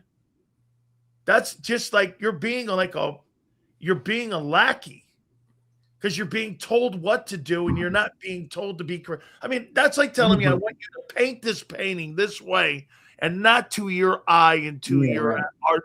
I mean, you have to. I just think you're leaving out. I just think you're leaving out something key in Philly, man. It doesn't work like that here. I agree with you, but to put that on Nick to me is naive. They blew Doug Peterson out because the guy wanted an OC. They fought over it for 2 weeks. Doesn't everybody remember this? They fought over the position coaches and the coordinators on the team after 2020 for 2 weeks. When Doug never gave in, they fired him. That's the precedent the organization has set, not Nick. So I think Nick is just playing the political game. I really do. I want to bring something up to you about that Dungy story and that Bill Polian story on that Hall of Fame with Belichick. So Bill Belichick was, as we know now, 72 hours it's been since the whole thing. You find it odd that Bill Polian and Tony Dungy are voters for the Hall of Fame and that the biggest holdup, and supposedly by Armando and all these guys, that those guys stood up and were in and against Bill Belichick being on first ballot. That includes Tony Dungy. Stood up in that room and were against it when in 2014, the Colts filed a complaint against the NFL for Deflategate. And Tom Brady was suspended 4 games the following season. How do those guys not recluse themselves because they had an ass with the Patriots and Belichick? It's a joke. I mean, these guys, you're either two things, Xander, here in this case. You're either an asshole or you are bitter and you're jealous. I mean, this goes back. Bill Polian saying he don't remember. Well, bro, then if you can't remember, well, then you should have a vote. He came off like such an asshole. I thought Mike Hill, who was on your show in the 3:30 hour, I mean, I could just record what he said and just play it back. That's exactly how I thought about it. I mean, it's a disgrace to the game that these people are such a big part of. I mean, it doesn't even make sense. It's ridiculous, quite frankly. But look, this isn't uncommon, folks. Jealousy, greed, these human emotions, these human tendencies are at play in every realm of human endeavor. It's a fact, and you see it here. And I thought one of the most meaningful things that Mike said too was reminding everybody that there's a difference between being a Hall of Famer and being a first ballot. Oh, completely. Hall of Fame guys are introduced as Hall of Famers. First ballot guys are introduced as first ballot guys. Game changers. They stiffed him because they're jealous or whatever the reason might be. And I don't even like Belichick that much. I really don't. I think he comes off as an asshole. But the dude is an amazing coach and is more successful than any of them. So I think it's pretty sad. I mean, you look at what they did was they hurt history. Agreed.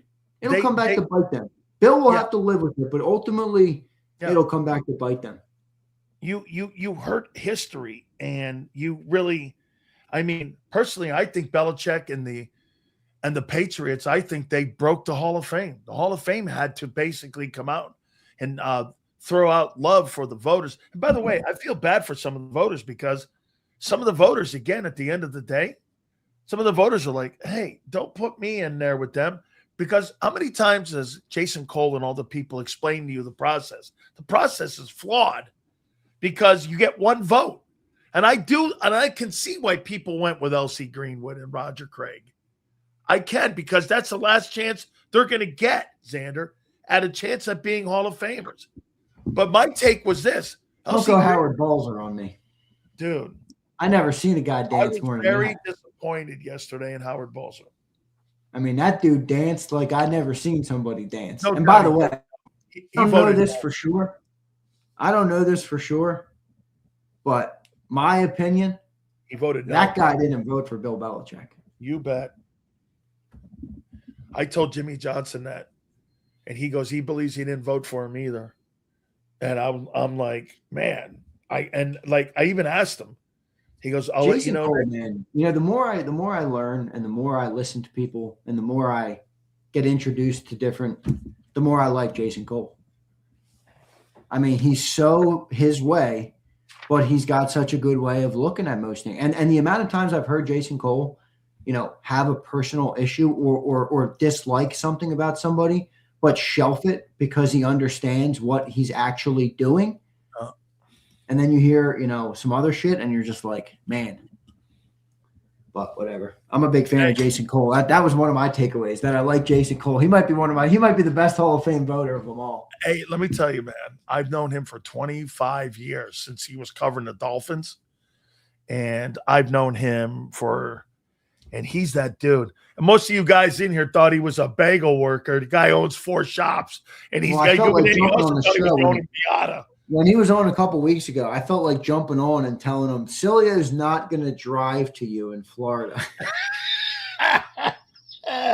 He's like, you got to come to me. I'm like, all right, Jason, you're not going to see Silio that, brother. You're not going to see Silio. Yeah, Sileo. I chauffeured Sileo from the airport. Guy was walking on the train tracks. He had no idea where the hell he was. Philly airport was too much for Sills to handle. It was. It really was. I mean, you were like, holy shit. I'm in a blue fucking truck. Well, yeah. I don't see it. And then you get in the truck. I got the seat kicked all the way back. Fucking big Sills loads in. Hey, let's do some supers here, man. Let's do them here. Let's go. I tell you what, man. How many more days does this go? I think it goes next week. I think they're going to want to do this Super Bowl week. So I think they'll do it when the team showed up. Media. I say Tuesday. Well, yeah, that's a good one. We should do Tuesday. I say Tuesday. Tuesday. What day do you got? Give me Money Monday. Give Money me Money Monday, baby. Money Monday. All right. A Money Monday. I'm gonna go. Now you know what they're gonna do. I got a bunch of shit going on this weekend I gotta deal with. All right. Shit that I don't want to do, but I gotta do. I'm gonna be in the middle of something. And there's the notification's gonna come. Boop, Eagles hire and be like, damn it, I gotta get the laptop out, I gotta get on, and I gotta start streaming to the great people of JAKIB Nation. Oh, right, here's Kyle. Sills, how would the dynamic work between Kingsbury and Stoutland? They're gonna neuter Jeff. Yeah. They're gonna just like work. They neuter everybody. That's their solution. Neuter. They would work hey, Kellen Moore, he changed his style of coaching. He changed it. And then he blew out of here as fast as he possibly could. Dude, he took the shittiest NFL job he could find and he got it. He goes, give me that He job. did a good job. I never viewed Kellen Moore as like a head coach type of guy. He did a great job. He did a pretty good job there year one. Let's see. Bro, when he went into Tampa when they had nothing to play and they won that game with Tyler Shuck, I ripped the Bucks a new one. I said, you guys didn't have so much to play for, and that Saints team showed up with nothing to play for, and they won. I thought it was he won a lot of games down the line there, man. You know what? And Tyler Shuck, guess who the all-rookie quarterback was? It was him. Yeah. Yeah. Wasn't a very good year for the rookie quarterbacks, was it? No. Hey, by the way, that's a good point. If you were a team right now that needed a quarterback, would you draft? If you're the Raiders, would you draft Fernando Mendoza or would you go get Mac Jones?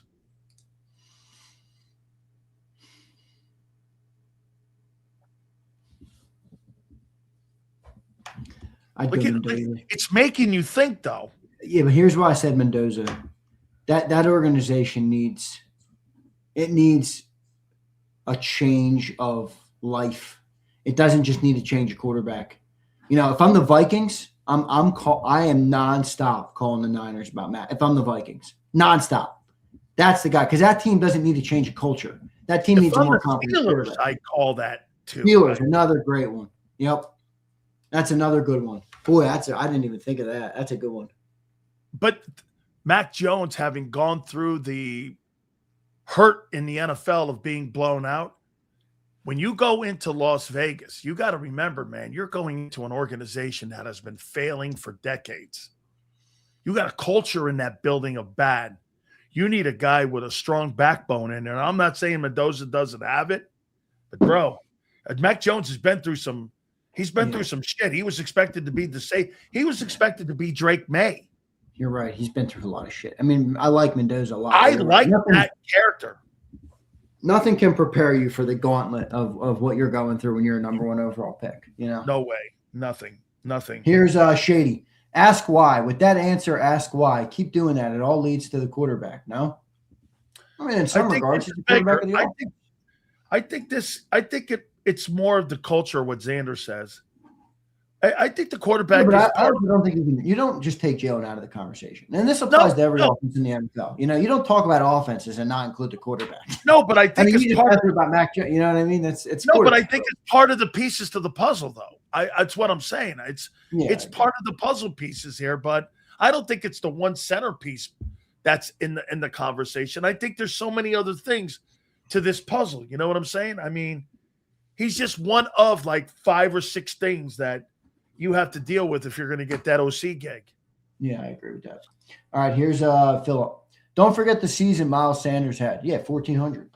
Yep. 1,300, whatever it was. 13. He had the 4th best rushing attack in Eagle history, and you blow the guy out in what Les Bowen is saying in 6 games last year. Yeah, 12. How did that make sense?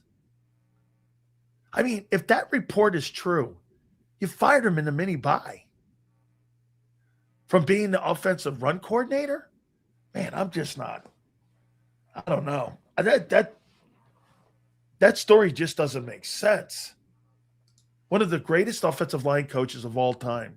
You just tell him to take a seat? He's making $5 million a year? Hey, bro, that came from that came from Jeffrey Lurie. That didn't come from Nick Sirianni. Sitting a $5 million coach? Yeah. No way. Here's no 18. way. Also, why Sirianni contract still unknown? Isn't known. Fishy. Some organizations post them, some don't. Steelers let you know. The Eagles are like the Gestapo, dude. They're not telling us shit. Yeah, they're not. Look, we're just finding this out now about Stoutland. Sills, be honest. Do you think Stout is pissed? I do. I think you'll find out next week. How about this? Not next week. You'll find out when the coordinator's hired. If it's Kliff Kingsbury, probably. If it's not, you mean to tell me you're not going to have Jeff Stoutland as your offensive line coach? No way, man. No fucking way. I think McLean's right. I think he's coming back. Well, by the way, if Jeff Stoutland retires, Lane Johnson's not going to come back. No. No, they came here together. I thought you said something interesting today. You said that there's no way Vic Fangio retiring because he would have let the Eagles know. I think it was John that said that. Before Christian Parker took that Cowboy gig. And I don't believe Vic would have allowed him to walk out of the room if the Eagles had known that. I think the Cowboys got one in him. I do. I think that guy's a stud. Yeah. Christian Parker. I think they got one there. Going to improve their football team. Here's Philip. What you're saying makes sense, Sills. And if that is the case, this looks horrible on Stiff Nick for trying to help out his buddy after how great Stout's been. What I said if they did demote Jeff Stoutland in the year and they wanted to give Kevin Patullo the best opportunities, Andrew, to become the best offensive coordinator he can be so that he could be in charge of the offensive run game. How many times did you hear in the press conferences when the coordinators were talking? He was talking about the run game. He didn't talk about Jeff Stoutland. He was talking about it. So if Nick took those responsibilities away from him to give KP the best opportunity, I mean, don't you find that to be a small disaster? Now, you think they got better maybe after they demoted him. Is that right? Yeah, but I don't think it was on Stout. I don't. Do you believe the report? Yeah. I do. Because we've all seen the tendency of Nick to not have answers. Yes. And whether it's on him or it's not on him, I don't know. But we have seen that tendency. There's a lack of ideas when things get stuck and how to get them unstuck. And the running game is a big problem. So, it doesn't surprise me that Nick's solution would be to just change the coach. So I don't know. Who knows, man? I'm not a big fan of the whole thing, but no doubt. Guys, we appreciate you. Please hit the like button. Here's Cal. I think we might have got this. If Kliff does good, he leaves. We're screwed either way. Yeah, here's Mr. Hill. Let's see if he gets in the conversation here. I think people love Kliff a little more. Like, all right, he's good, but I think people are a little high on him. I think his resume is second to none. I think they're better than any guy that was available. I mean, what is Mike? You think you take Kliff over Mike? What is Mike? Well, why didn't more NFL teams? Kliff's available. Because the money he's making $7.5 million. He doesn't have to make a choice. He's got options, like John says. I don't need a job, dude. He didn't take the best jobs, though. He took if he has so many options, he would take the best job. He had a head coaching job, and he had a first-round pick and a number 1 overall pick in Jaden Daniels. I'm saying right now, why doesn't he have a job? He doesn't want one. He's going to find the best one for him. You don't think that was the Chargers or the Bills? He's making $7.5 million. I don't need to sit there and kiss someone's ass. Dude, he's got $15 million owed to him in the next 2 years. What are you going to do? Take some job in Tennessee? Like I'm a Brian worker. Dable? I like to work. I couldn't sit on my. If I sit on my ass, I'll go crazy. I'll go categorically insane. $15 million, dude. I still got to do shit. A lot of Corvettes. I still got to do shit. I don't I want to sit on my ass. I can't sit on my ass. I go crazy. 15. That's my daughter. My daughter has busy hands. She can't sit still. She can't sit still. All right, we got that one. All right, we got them all. All right. Thanks, everybody. Dude. Day 18. Interview 18. The saga continues. Look at Catch. Kliff is smart and single. What does that have to do with it? I guess he's thinking that he doesn't have to make a decision for the wife. That sounds like a Catch comment. That's my boy Catch. Oh my God. Catch, that's a very Catch comment. Catch XRP. Catch is loading up on XRP. He's not worried about it. He ain't worried about any women. 18 interviews and Catch, I used to own XRP when it was about, I don't know what, 10 cents. Yeah, my dumbass sold it like a dumbass. How much is it now? I don't know, probably like $3. It was a penny stock? Okay. It's not a stock, it's a crypto. Okay. What's it XRP trading? price? It's 181 right now. It went down a little bit. It was up to 3 for a little while. Yeah, should I load up some? Yeah, I had it for a while. Down now, 180. All right, maybe I'll load up. I got some Bitcoin though, Catch. I got Bitcoin. 18. All right, here we go. 18 interviews. Day 18. This is like a saga.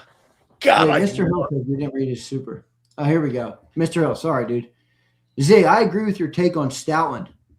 I would like to see Kliff because he could help Jalen Hurts with RPOs. It's fair. He helped Jaden Daniels a lot. He didn't help Kyler Murray. He helped Caleb Williams. Caleb Williams and Patrick Mahomes. Yeah, I guess Kyler Murray's the one outlier. Kyler Murray stinks. I wouldn't want to coach that guy either. He got him $48 million. That's true. I think it's 52. I don't think it's 48. I think it's higher than that. Hey, and by the way, get this. They were 10th in passing and they were 10th in rushing when they won 11 games. What's He that? was the head coach. The Cardinals were 10th in passing and 10th in rushing when he was the head coach. That's not bad, dog. Yeah. YouTube says, haven't read mine. YouTuber, what are you talking about, YouTube? Yeah, YouTube. I think you've been making shit up, dog. I don't got a super from you. I'm looking at all my supers right now. I don't see a damn super from you. Yeah, Mac Jones. That's a snake comment right there. Mac He's trying to Jones. get him. For who? I'm taking Mac Jones, and I'm taking him with the Pittsburgh Steelers. I like that. Do you think it's becoming more attractive for teams to just kind of pick up a secondary market guy?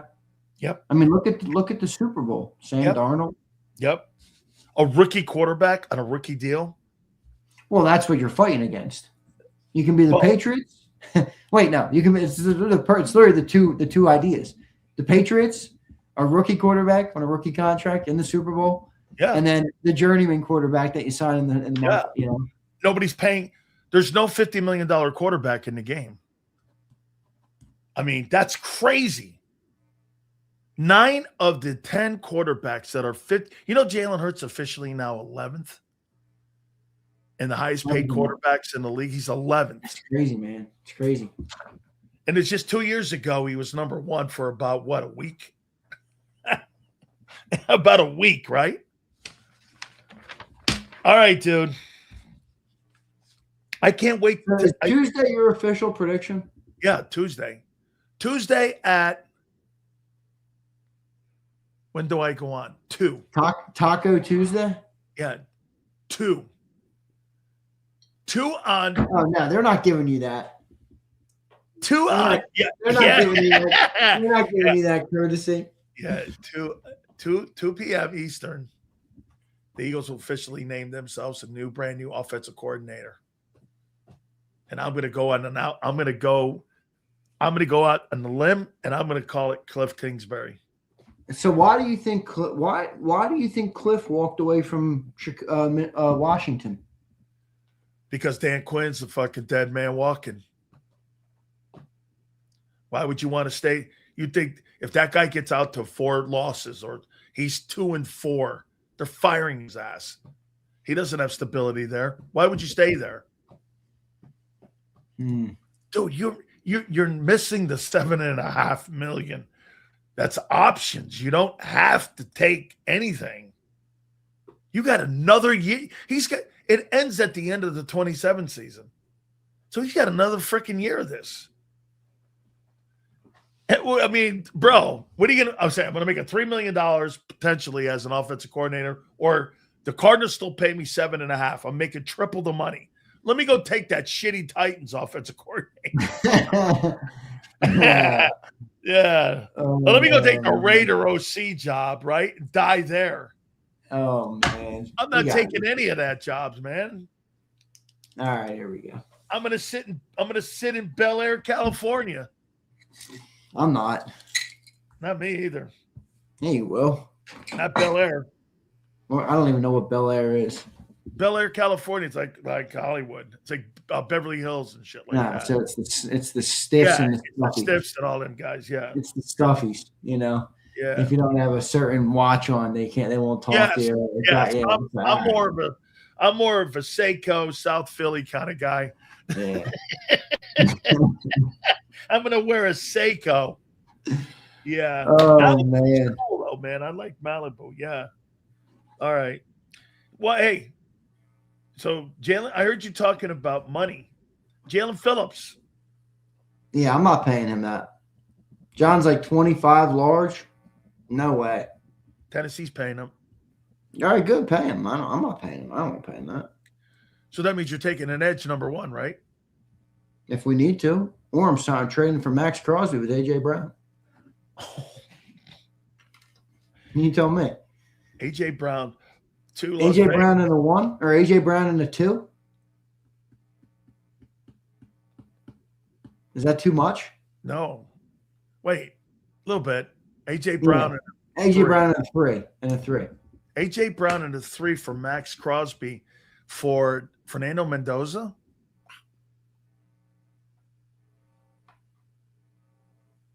Oh, you're gonna give Mendoza a perfect on-ramp to the NFL. And guess who the coach is going to be? Who? Clint Kubiak. Oh, wow. That's going to be perfect. That's what you do, right? So you bring Crosby in. He's making 28. That's worth it. He's worth that money. Wow. Max Crosby and Jelix Hunt as your 2 ends. And your 2 tackles in the middle are. I know you like Phillips because he's a Miami guy, and you're always going to be loyal to your guys, which I respect. But he ain't 25. Josh Sweat got 18. He ain't better. I'm sorry, Sweat double digit. Yeah. Sorry, John. He ain't better than Josh Sweat. Dude, and by the way, 23, he had an Achilles tear. Yeah. 24, he had an ACL tear. Yeah. He got banged up this year a little bit in the beginning of the year. I mean, yeah, I'm not paying him $25 million. Drew Rosenhaus seems to think that there's going to be a large market for him. He's ranked number 4 right now as a free agent. You know who's getting some run? Kobe's starting to get run in free agent market.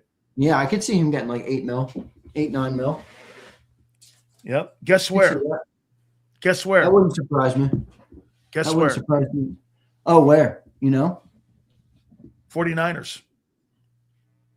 Oh, it's so funny you said that. That's exactly what I was thinking. 49ers. That's a perfect fit for him. Oh, man, him and Fred Warner. 49ers in Seattle.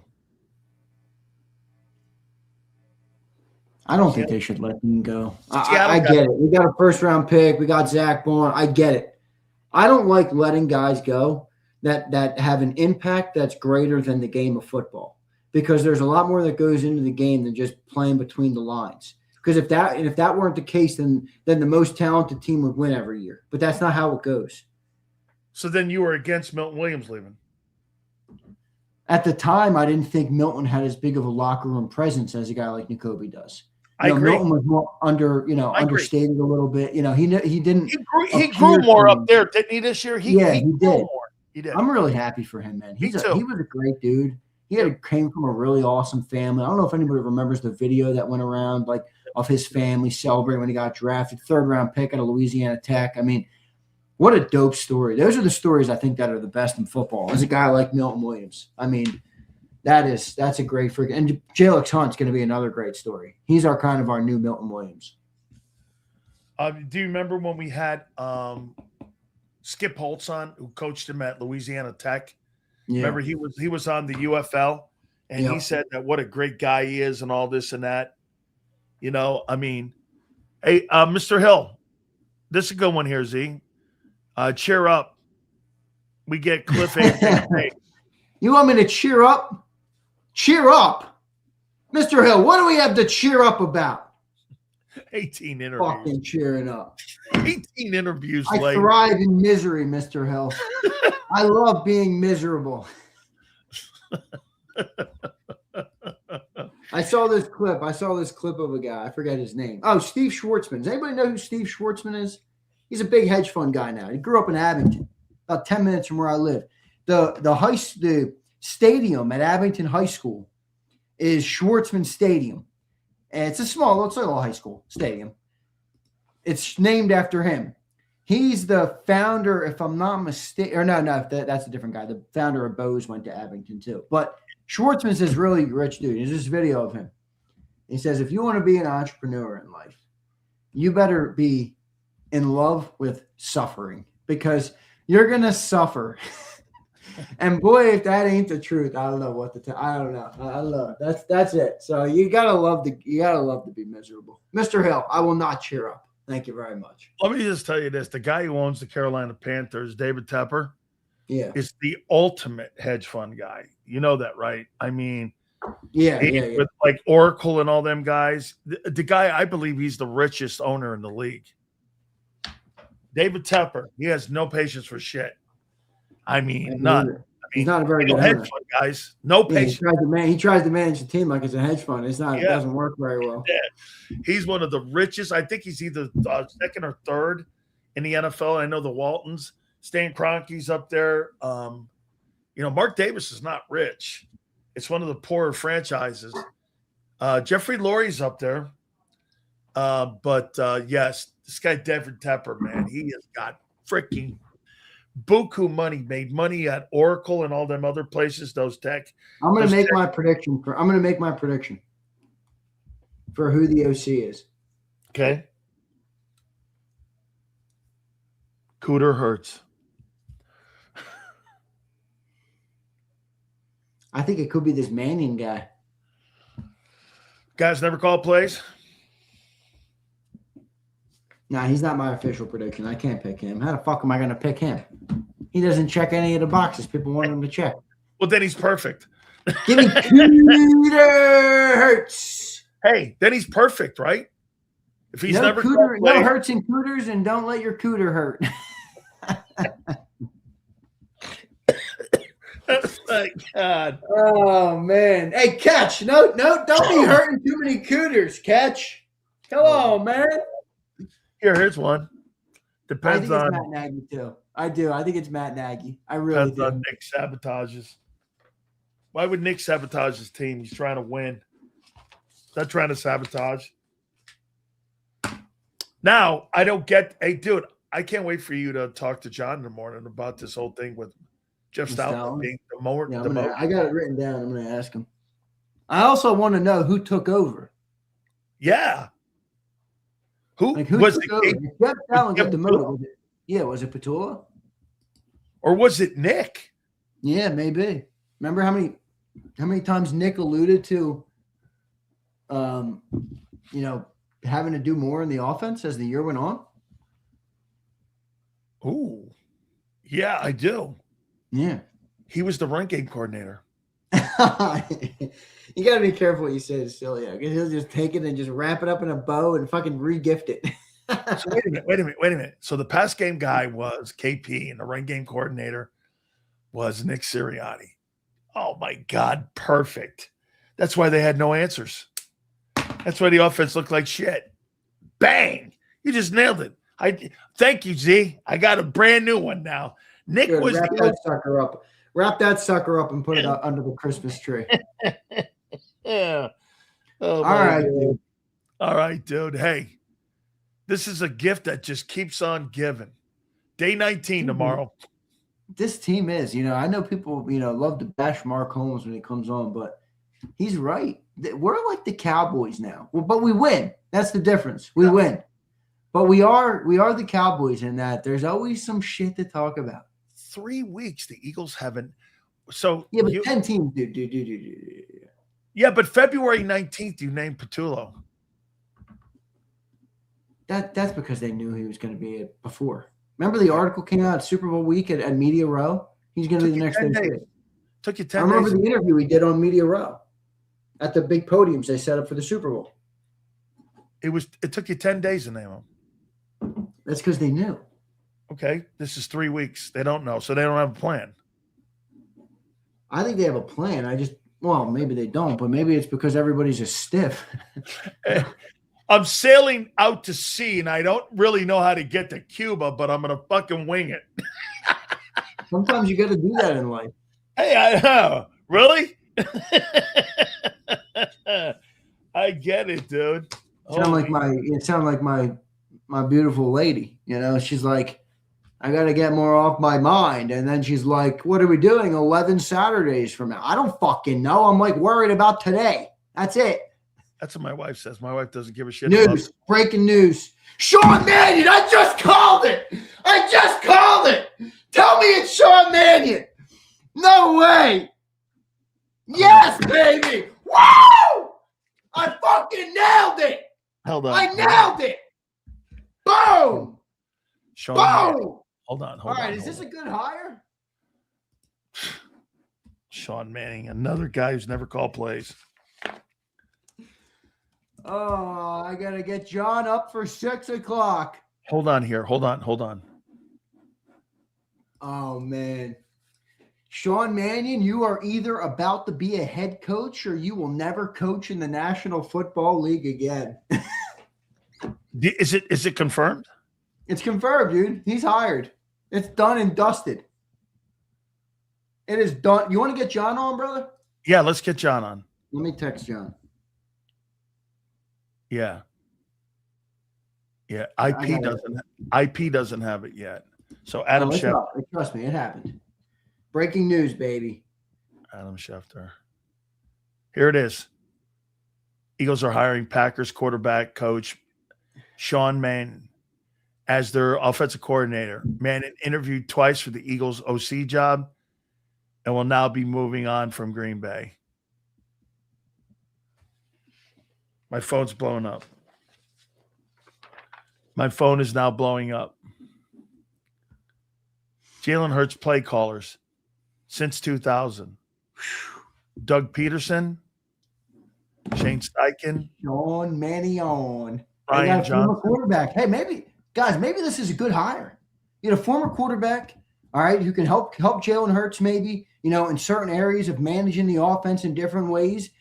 Bring some new ideas in. A guy who quarterback coach for Jordan Love this year. Jordan Love had a good year, man. How many times did I tell you this year, Jordan Love's having a good year, and nobody wanted to put him in the top list. He was playing good football.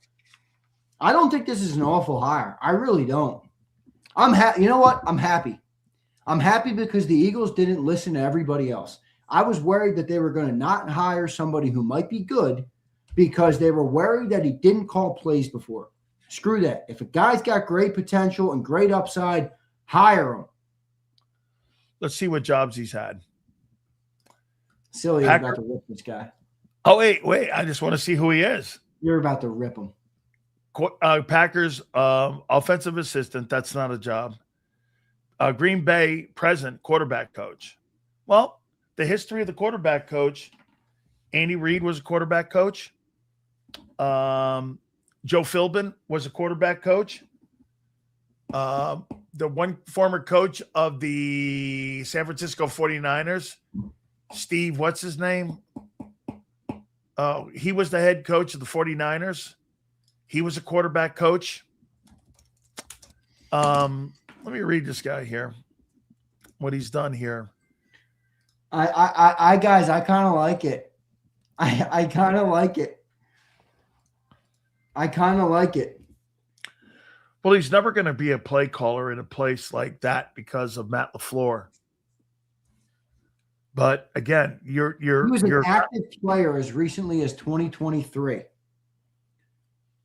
with the Seahawks and the Vikings. Now he's the OC of the Philadelphia Eagles.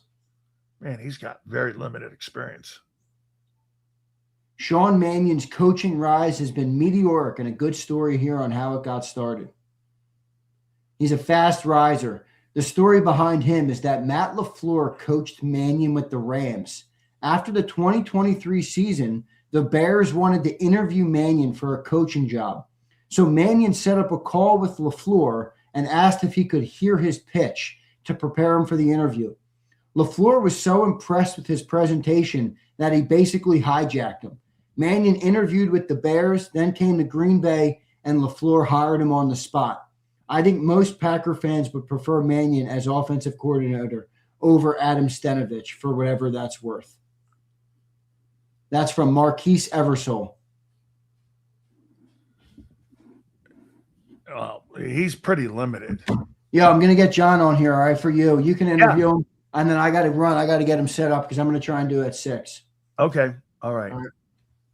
I mean, Xander, he's limited, right? He's limited. Does he have a huge upside, though? I like we did last year with Kevin Patullo. I don't know on January 29th. I like it. I'm happy with the hire. I like it. He's not a bum, impulsive. Bullshit. Isn't it Kevin Patullo 2.0? No, it's not Kevin Patullo 2.0. When did Kevin Patullo ever play NFL quarterback? Okay. So playing the position is one of the things that you like. Is the only way to be a good OC? I'm not ripping anything here. I'm just asking questions here. Is the only way to be a good OC deemed if you have play calling past? No, at least you've had jobs working your way up, like wide receiver. Well, what about like Ben Johnson? He didn't call plays he had to have a first year. Ben Johnson's got a hell of a resume from where he came from. You got to start somewhere. Your second job is the offensive coordinator. All right. Hey, like I said, I'm just asking questions here. Ben Johnson. Let me see how Ben Johnson. I'm going to see his resume, how he came up. You may be right. Miami Dolphins from 12 to 18, offensive assistant, tight ends coach, assistant wide receiver coach, then wide receiver coach. Lions. He became the tight ends coach, pass game coordinator, and offensive coordinator from 22 to 24. And now he's the current head coach. So he went from 2012 to 2025. That took him 13 years. All right, bro. Let me run. I don't think John can come. He's got to answer some shit from them, and then I'll talk to him at 6. So we'll be live at 6 on the channel. Okay. Right, I'm gonna take time out here, and we're gonna pay some bills, and then we'll come back. Okay. All right. Sounds good. All right, man. Hey, folks, we appreciate you very much here, and we'll give you Xander, we'll give you our takeaway here in a second here. So do me a favor, guys. Don't forget our friends at Morgan & Morgan, the #1 injury law firm in all of America for a reason, with over $26 billion recovered. We appreciate each and every single one of you guys that are with us here with Morgan & Morgan that have gone there and checked out the website. They win. Go to forthepeople.com/big sales or pound law 529. That's forthepeople.com/big sales or pound law 529. And do me a favor. You tell them Big Sales sent you. There's a reason Detective Johnson is the gossip king. Oh, did you hear? Jackie and Tom are getting a divorce? Sad. Well, I heard that Ashley had work done on her face? Yeah, oof. Just like there's a reason Morgan & Morgan is America's largest injury law firm. Injured? With over $25 billion recovered for our clients, there's a reason to go big. Bathroom? Okay. Morgan & Morgan, America's largest injury law firm. Oh. Ignite your nights with free live entertainment daily, only at Live Casino and Hotel Philadelphia's Center Bar. 7 days a week, enjoy some of the region's top party bands, performers, and DJs as they take the stage in the heart of the casino action. Great cocktails, live music, and lively moments. It's all happening at Center Bar at Live Casino and Hotel Philadelphia. Visit livecasinophilly.com for more details and the complete list of upcoming events. Must be 21 or older. Gambling problem? Call 1-800-GAMBLER. This is Eric. When he got injured in a car accident, he called Morgan & Morgan. He not only gets a lawyer, he gets trial lawyers like Sam and Jessica, who are in it to win it. He gets his own investigators with briefcases, leather ones. And if you ever have questions, our customer service folks keep things rolling. Injured? We're your army. Morgan & Morgan, America's largest injury law firm. Welcome to the Jet Setters and the High Rollers, to the Shot Takers and the Tastemakers. Welcome to the Viewfinders, the Thrill Seekers, and the Night Owls. Welcome to everything you could possibly want on one 5-mile island. Welcome to the Wildwoods. Book your stay today. In our hometown, we all look out for each other. We go the extra mile to lend a helping hand. Thank you. We step up to keep our communities going strong. And at Independence Blue Cross, we're here to keep you going strong. We've been deeply rooted in our communities for more than 85 years. And that connection to members has earned us our spot as the #1 health insurer in the region. So while you look out for your neighbors, know IBX is always looking out for you.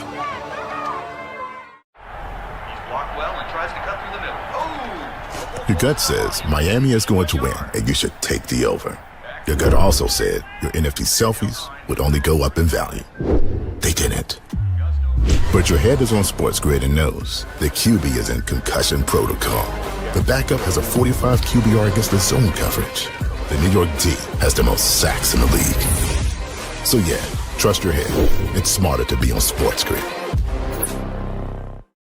EAGLES. Eagles.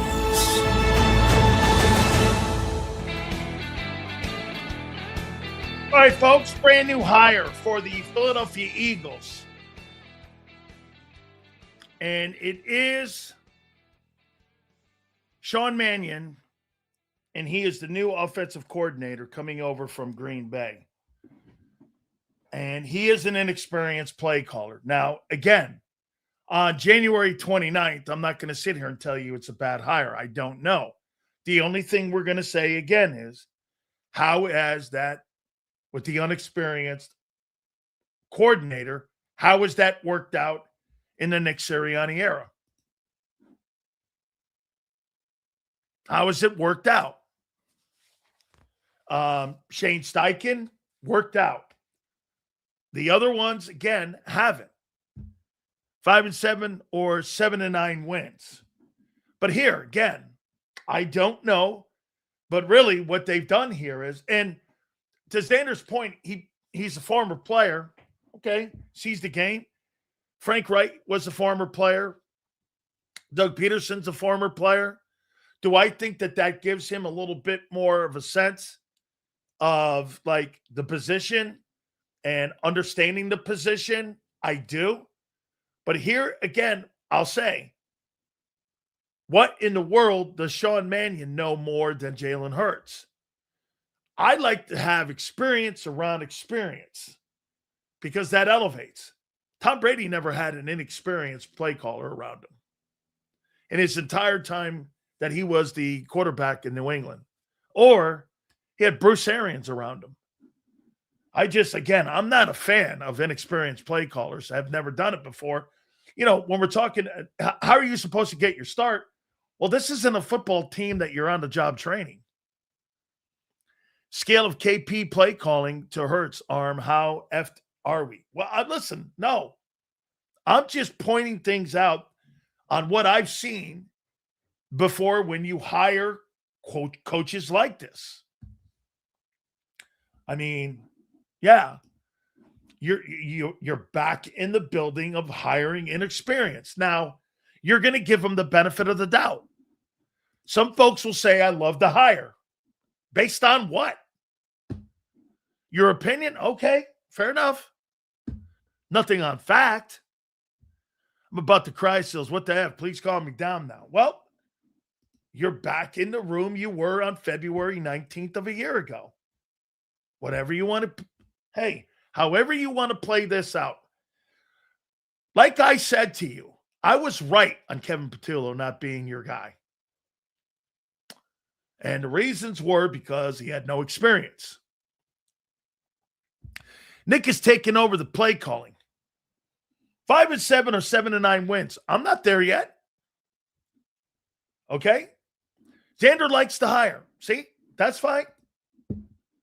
Again, for me, personally, I like people that have been in the building before and have all the shit we talked about with Kevin Patullo. Kevin Patullo, let me ask you this. Kevin Patullo was in the building for 5 years before he got the job. And he couldn't get the shit done. You're bringing a guy in who's been a coordinator, or excuse me, has not been a coordinator, has been a quarterback coach, and he was 2 years or 3 years removed from playing on the playing field. And so even less experienced than Kevin Patullo. Okay. And listen, can this work out? Former coaching. Remember, how long was Andy Reid, the quarterback coach in Green Bay? I think he was there for 10 years before he got the opportunity. Let me see Andy Reid when he was the QB coach for Mike Holmgren. So let me go here. Again, right now, on January 29th, I'm Switzerland. I don't know. Well, how could you know if he's good when he's never done it? You're assuming it. Okay? And you're again giving the benefit of the doubt. So let's see. How long was Andy Reid the quarterback coach in Green Bay? From 2 years, he was the quarterback coach. He was there with Mike Holmgren for 2 years, 97 and 98. And he was never the offensive play caller. Okay? Great Reset, 27 by Nick and Jalen. Once again, we'll see. Guys, I appreciate you. Please hit the like button. This is more about control. Mannion has no cachet just as yet as a play caller. This is a hire. Is this hire better for Jalen or Nick? My gut feeling, yeah, it's a Nick hire. It's not a Jalen Hurts hire. This is a Nick Sirianni hire. This is, again, like I said, they don't hire coordinators for Jalen. Because if you hired a coordinator for Jalen, you would have hired an experienced guy, not a guy who knows less than him and has had less success than him. I mean, who has he worked with? Okay, he's worked with Jordan Love. Fair enough. What the fuck? We are already trying to justify a stupid hire. Well, good. Then goodbye, Nick, and him next year. Sucks we had to waste a year to fire Nick. No, I'm not going there. I'm not there. Played under McVay and Kevin O'Connell, Kevin Stefanski, and Clint Kubiak, who were all on that coaching staff when he was with the Rams. Yeah. Sounds like he saw a lot as a player when he was in Los Angeles. Okay? I mean, wait a minute. Xander says we're wrong. Wrong on what? Nobody's wrong on any. I mean, y'all wrong. I'm saying this. I don't know how anybody could have an opinion on somebody who's never done anything. Sell this dog shit franchise. No. You guys, listen, I'm not telling you it's a bad hire. I'm just telling you you're in the same position you were a year ago. That's all I'm saying. Hey, and by the way, I'm not giving the benefit of the doubt to the franchise because the last two inexperienced hires have bombed. And I don't really think Brent, or how about this? Their eyes, they bombed. Yeah, it's a crapshoot. Yeah, it's what it is. But then again, any hire with these kind of high-profile jobs, I'm not going to sit there and tell you that on January 29th, you hire a guy that's never done shit before. It's a good hire. I'll leave that to other folks. I'm over the Nick experiment. Nick experiment's 50-18. They hired a guy to go along. They didn't hire a guy to come in and add. Now, he's probably going to have fresh thoughts coming in, I would think. And by the way, so here's another thing. Xander posted and said that, so here. Where is it here? Let me go here. Xander said that he played under McVay, Kevin O'Connell, Kevin Stefanski, and Clint Kubiak. Not one of those coaches have ever in any time ever coached a dual threat quarterback. Not one. So let's see here. It's setting Nick up.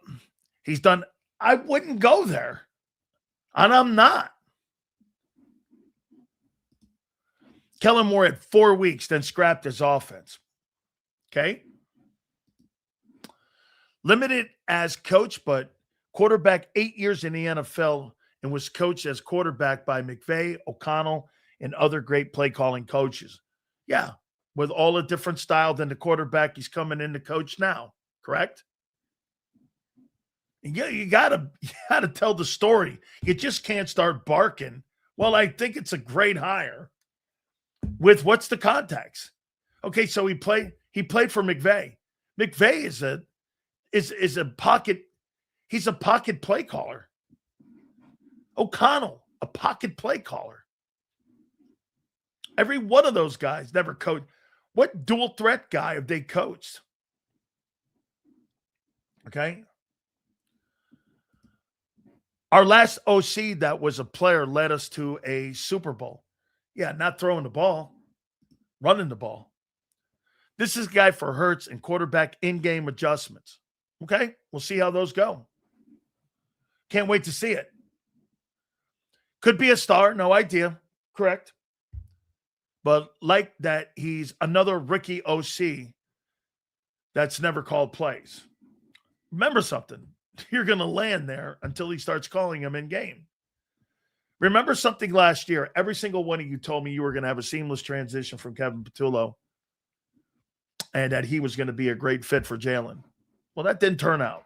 Now, I'm not saying this won't. I have no idea. I think that's the point, Sills.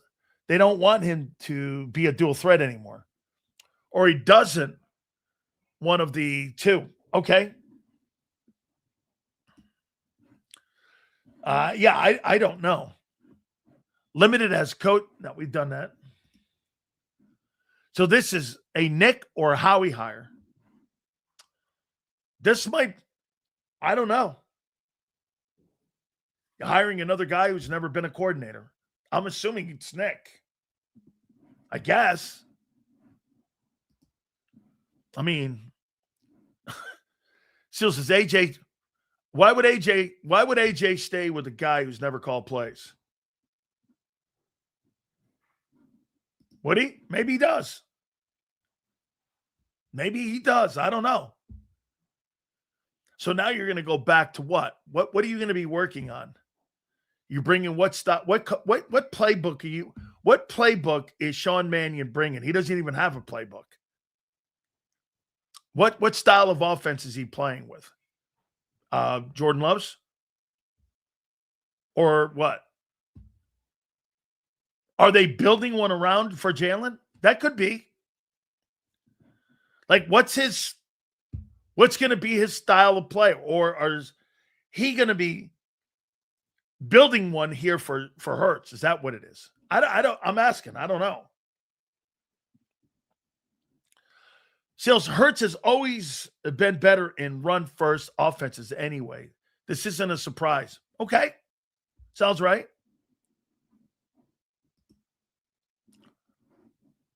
So you hired a guy that will work with Nick and with Kevin Patullo.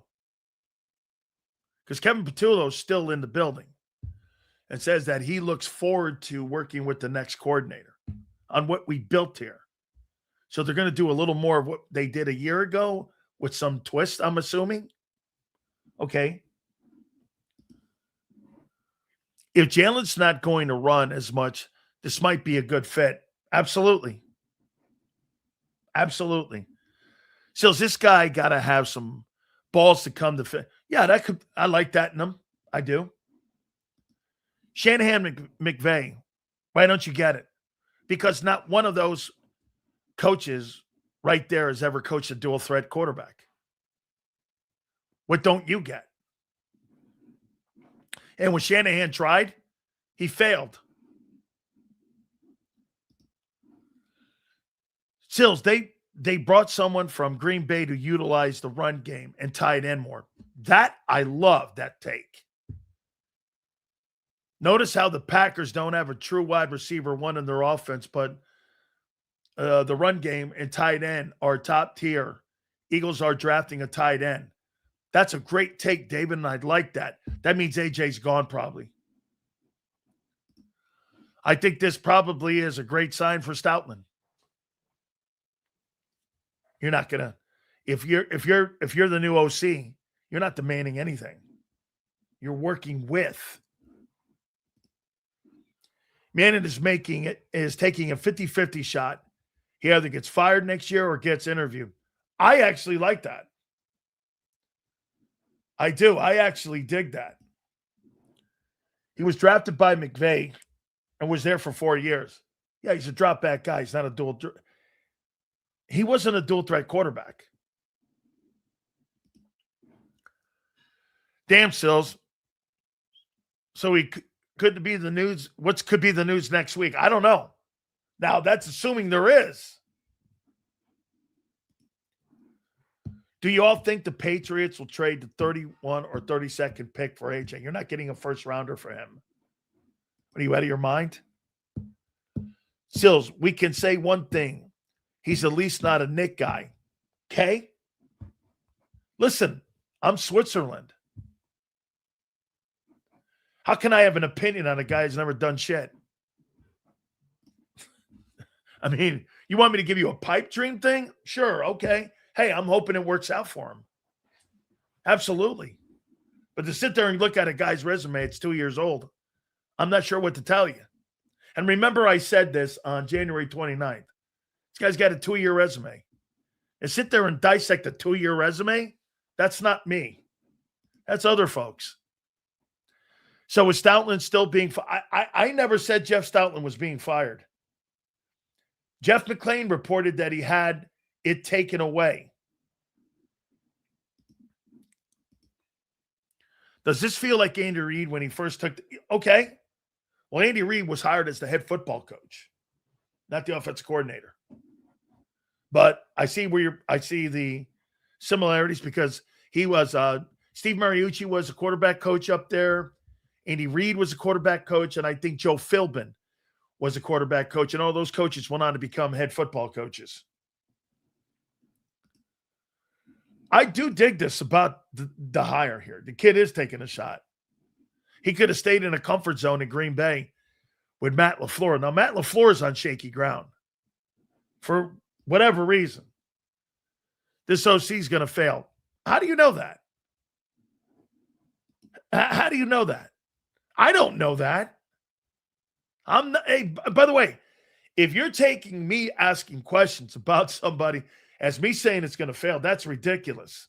How would I know? So is any news on Clint Hurt? Not yet. All right. I know that John and Xander are going to be doing some stuff here, so I know that they're going to get those guys' opinions on this thing. We appreciate you. Joe, thank you very much. Xander, we appreciate it. 2 to 6 tomorrow, and we will see you on the flip side.